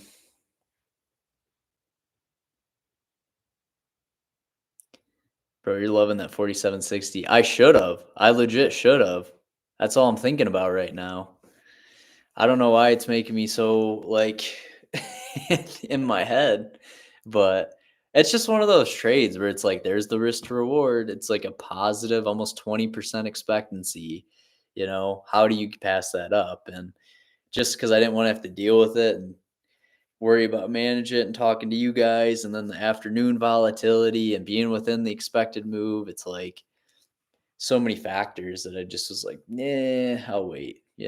But yeah, no, you're right. Live to fight another day, be smarter. And I don't know. Sometimes like that's a thing about streaming and getting into the markets when you're watching it all day like this, like you want to make a move. You're like, I see this. I got to get in here. I want to do this. I want to do that. And you're just like, could have had that move, but don't want to be greedy. Don't want to make a bad choice and regret it later. Like, why'd I do that? What am I doing?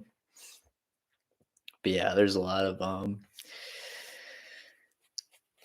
day left, a lot of time, and we'll see what the market ends up doing this afternoon. Yeah, you see those opportunities on those days. Like I'm just sitting here chatting with you guys and watching, versus like if I was like, hey, I got to go, do some errands or whatever. Like you have the day to just sit and chill, hang out, talk to everybody. You're watching those charts and they're spitting at you like, yo, you got to take this trade. If you don't, what are you doing? I think that's the craziest part about trading is like the that past psychology where it's like, dude, I still had a great day. Like I had a great day yesterday. I put out a bunch of trades to make like 1,300 into today, just all call credits, and got a lot of premium on them. And everything's looking fine. And it's like, I just wanted to get more because why not? But I can still, roll into next week and all that and do the same thing. So what am I doing? Getting all upset, not upset, but like, what am I doing beating myself up over that missed opportunity? But I guess that's part of trading, right? Like you miss them all the time. Plus, who's to say that even works out and all the time? What makes you choose 2:30 for your entry time? I find that to be the best time where, number one, power hour generally moves one way or the other. So if you're on the right side of the trade and power hour works in your favor, right, and it like drops and you had a call spread on, you might collect some of that credit before close and then take that overnight move, collect all that volatility decay, and then when the market opens up the next day, you're chilling. You're in a good spot, right? So that's why I like 230. It's like it lets you get risk, like open yourself up to power hour risk, open yourself up to the overnight risk, and then to see where you're at in the morning. So rarely does the power hour risk go against you, and then rarely does, like, every time to where it's so bad that the overnight risk crushes you too, unless you're trading like around news events, right? And like are on the wrong side of the trade. So I find that to be like the other big portion there for me is like paying attention to that. Like, okay, where are we at? Why are we here? What are we doing? You know, and then why are we doing this? So I think about that a lot with like picking the trades. But still fun. I still have a lot of fun doing it. I still have a lot of fun trading. And whether the market goes up, down, sideways, 230 is just the best for like collecting premium, in my opinion. There's just so much premium decay in that last hour, even on the day before expiration. 48.20, 48.30, 4 DTE. What is that giving out? Probably a lot of credit if it's 4 days out. 55 cents, that's it for 4 days out. Only 50 points away. That's crazy. That's how low the VIX is out here. Hey, yeah, I'm gonna take a look. I don't think I'll call anything out to the group, but I'm gonna take a look and just see if there's anything worth throwing on. But you're saying 4 DTE like to take over the weekend? Yeah, to like Tuesday. I see what you're saying. So it's almost like just 1 day expiration because all the days are closed. I see. Yeah, that's honestly not a bad trade. I don't think we're hitting all time highs by Monday unless we rocket 20 points here in the final, 3 hours of the day. But that's pretty much all I would consider, something like that. But some other trades look pretty chill. A lot of premium to be collected. Um, yeah, we got to do some more live streams. But yeah, 2:30 is a great time, man. So for real, like 2:30 is when it just keeps you from getting too caught up in what's going on with the markets right now. Like even with your 47.50, you could have got, cold feet and closed out, and now you have a way better price to close out because you're like, I was going to wait to 2:30 to manage or whatever, or like now you're in a better spot to manage that if you wanted to close it or whatever. So that's why I like using like that afternoon, unless the internals are like literally telling you like you got to move, like you got to get out, you got to move, you got to get out of this spot. When you do EM plays, what are you looking for as far as setup? Sometimes you pass on a trade because the setup isn't there, and always what you mean by that. Yeah, so yeah, the expected move. So I need a positive expectancy is what I mean. So if the expected move is like uh, you know, 20 points, right? And the market gaps up 20 points. Like that 2x the EM's got to be giving me at least like a 10% return to where I'm beating what like the expected results are. So the setup has to be there. Like I need a psychological level to be around to also make myself more confident. Like if I'm just throwing on right now like a 47.85 right now, there's no setup there, right? Like there's no real setup. If I was like, I'm doing 47.85 for Tuesday, like there's no psychological level. That's basically where we opened up today. This market's been generally bullish. Like for me, I need a setup. I need like, hey, I'm going to put my strikes above the all-time highs. Hey, I'm going to put my strikes around a psychological level and below them so that if the market does go down to them, I need to think about, yeah, like Shane's saying, that's 47.85 for Tuesday is wild. Like it is, right? Like you just think about like what's your setup. It's kind of like I think about it like this too. Like sports is a good way to put it. It's like if a team's down 21-0, you probably don't think the team's going to come back and win, right? Like that's probably not a good bet, right? Like in football. Basketball is the same way. Like if the Bucks were heavily favored or the Celtics were heavily favored to win, or whatever, and they're losing by 3 points, that's a good setup. Like taking them to come back and win, stuff like that. Like where you're seeing just like, hey, here was the implied probability before this event happened was this. Now that the event's going on, I want to take the previous implied probability beforehand and that be my focus. So like if this had an 82% chance of happening, and now it's at a 95% chance, it's like that was a good setup. You had a good edge, right? Like if the expected move has a 93% chance of not going 2 times outside the expected move, and you can get a 15% return on something that only loses 7% of the time, like there's your 8% expected value, right? Like that's a profitable decision, right? Like, and if it doesn't work out, it was a good setup. It was a good trade. That's why, like, when people say, Logan, it's your rolling that is so impressive with the strategy. To me, it's the idea that like I only take setups, and when you only take setups, it's hard to lose. Like consistently. It's to open, the market dropped, they bought a put, and the market reversed, and they lost twice today. That's like what some people's decision making is. So, and now we're at 47.70, and I didn't get my 47.60. Shane said, "Do you ever feel pressured to call out trades in the Discord?" I used to, not anymore. I used to though. It used to be in my head where I was like, oh, we haven't had a trade for 3 days. I should probably call one out. 100%. Like I used to, probably like 2 years ago was probably when I did it the most. Now we're down to 47.65. So it's funny. Market's just moving.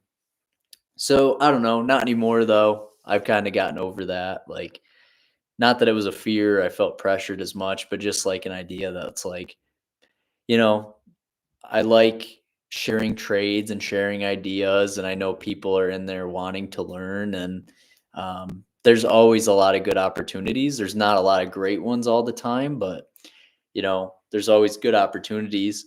So, here and there, like there were times where I'm like, I should probably get a trade out to the group.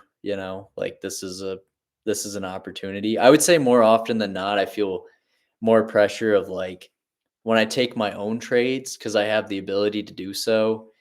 More often than not, I get a lot of DMs that are like, why didn't you call this out? Why didn't you call this out? And I was like, well, here's the thing. I have like 200 and some people that follow, and I'm putting on this at the money trade. And to me, I'm getting 2 contracts and risking like 1,000 to make $500. To other people, like that's a bigger deal to them than me. And it's like, I don't have a management strategy on that one. Like some of my trades are set it and let the odds play out because I'm playing the expected probability, right? Like what the positive implied probability was prior to the actual trade. So like that's what I feel like the most pressure is when I like post something or I'm like, yeah, here's some trades I took on my own that were separate from the Discord's trades, right? Like, I might have on Tuesday called out a trade to the Discord. All right, I fill some contracts, we'll get in with my normal size. And then the next day, I'm like, I'm going to take a trade and then not call it out to the group because it's like, you know, I have a different parameter than what we do at Amplified. And then I'll take that trade, it'll win or whatever. And then I get a bunch of DMs that are like, are you ever going to call these out? And I'm like, I mean, I could. It's just, it's pretty hard when you have like 200 people that are like, yep, I'm in the trade. And the only reason why they're getting in is because I took it. Like that's the craziest part to me where it's like, I like for people to take trades with me. It's totally cool. I love it. It's fun.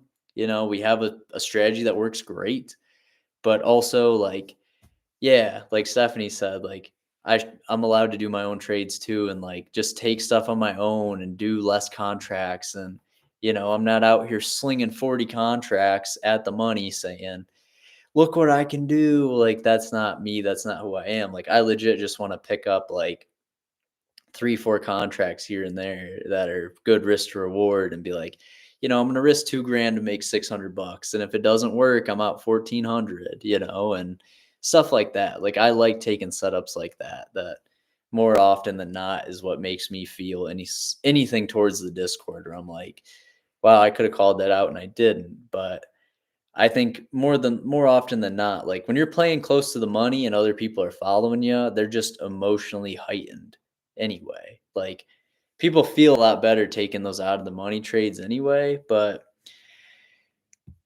yeah, the management's probably the most stressful I consume from your point. Yeah, because I that's the other thing is I think some people have this idea that like if you join a Discord, every trade's an automatic win.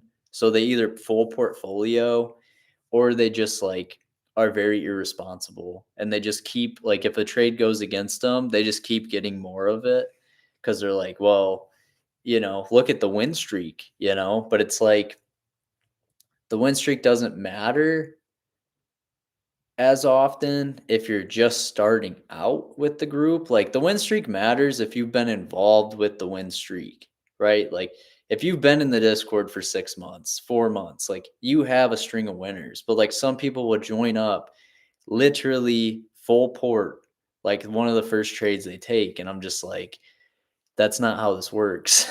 Like we don't even do that here. Like we're in a whole different realm of like understanding legit what our risk management terms are here. We're not out here just, all right, yeah, we're going to throw on like all of this at the money. And because it's a credit spread and because the market was going up and now it's going down, it doesn't work. It's like there's a very fine line between that. And that's probably the most frustrating part of having a Discord group is when you get those members. That's it. Yeah, all it takes is one to wreck you with a full send. Yeah, 100%. Black Beauty Machine said the same thing. Like that's the hardest part about having a Discord group is the people who come in without a plan, right? And like maybe they've never even traded credit spreads and they're just like, I'm going to do exactly what Logan does. And since he doesn't lose often, I'm going to full port it. Most of the time people join up in a group because they're legit. Um, maybe have just taken a big hit and they're like, I got to follow somebody to get this all back. But it's like, dude, all this is like a positive expectancy over the long term. It's so hard to know when the losing trade's going to pop up because it will.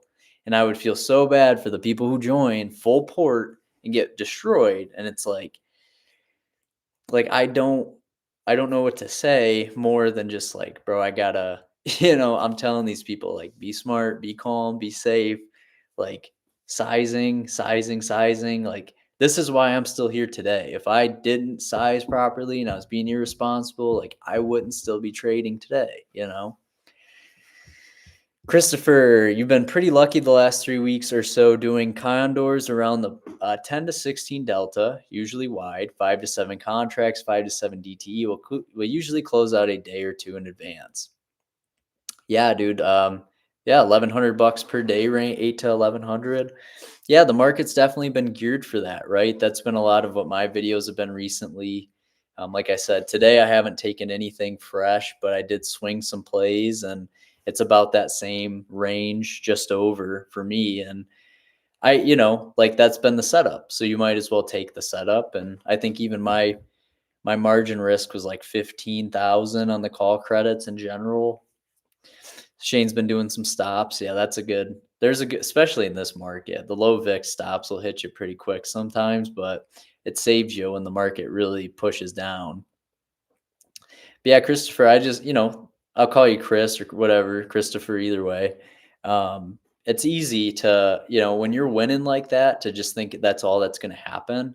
So as long as the setup's there for it, which it has been, is just pay more attention and spend more time with understanding that like the market can get worse. It's going to come to a time where condors aren't what you want to do.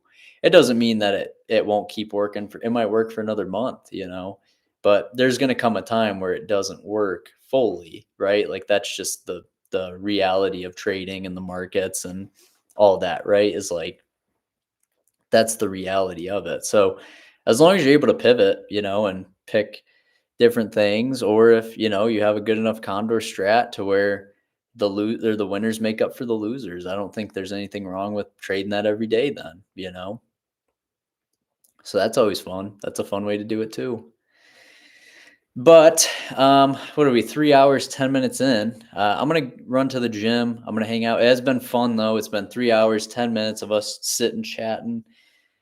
You know, Shane says it's been. I used to be so prideful with not taking losses. Yeah, if you taking small losses is fine. You know, it's just understanding you can bounce back so quick. But that is going to be everything for me in this stream. I do appreciate everybody. Option C for the donation. Thank you again. All the guys who sat here and just got to hang out. Pierce said your thoughts. I just sold the 4DT 4800 calls since the 15-minute turned around.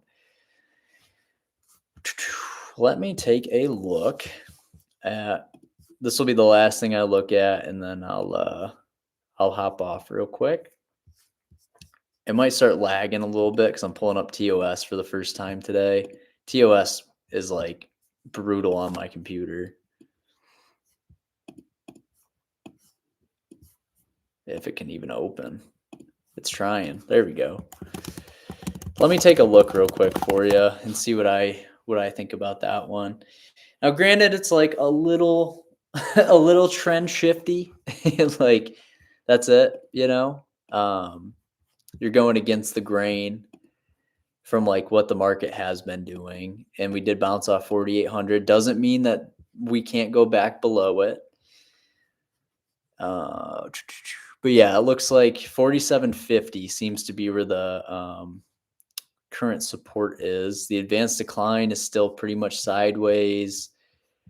Let me see if we got some support we're hanging on to. Volume distribution still dropping, but the advanced decline's recovering. So I wonder if this is our little pivot back down here. Yeah, so far we're rejecting 4780. So if we stay below 4780 by close, I really like that trade. You know, there's probably a good shot that we would head back to like 4730 next week if we stay below 4780 by close. The volume distribution's falling even more. And you know, RUT hasn't been moving down. SPX has been the same. NDX has been the same. So we're seeing a little bit of selling under the hood that hasn't like fully developed yet. So, you know, it really comes down to that, I think. But no, I appreciate all those kind words for real. Yeah, Chris is fine. Oh, yeah, Pierre, appreciate that. But that's going to be everything for me. I appreciate you guys sticking around. It's 3:12 or not 3:12, geez, 1:30. But I've been streaming for 3 hours and 15 minutes. But I'll probably stream one day at least next week, maybe two, probably from the Colorado office area too. Also, we got our Philadelphia Eagles signed by DeAndre Swift, the boy, the man himself. He's been carrying the ball like crazy this year. So hopefully the Eagles can get it together. But I do appreciate you guys for spending the time, taking the time. That's going to be everything for me, though. I'll see you guys next week on the stream, and I'll make it look a little nicer too. But see you guys.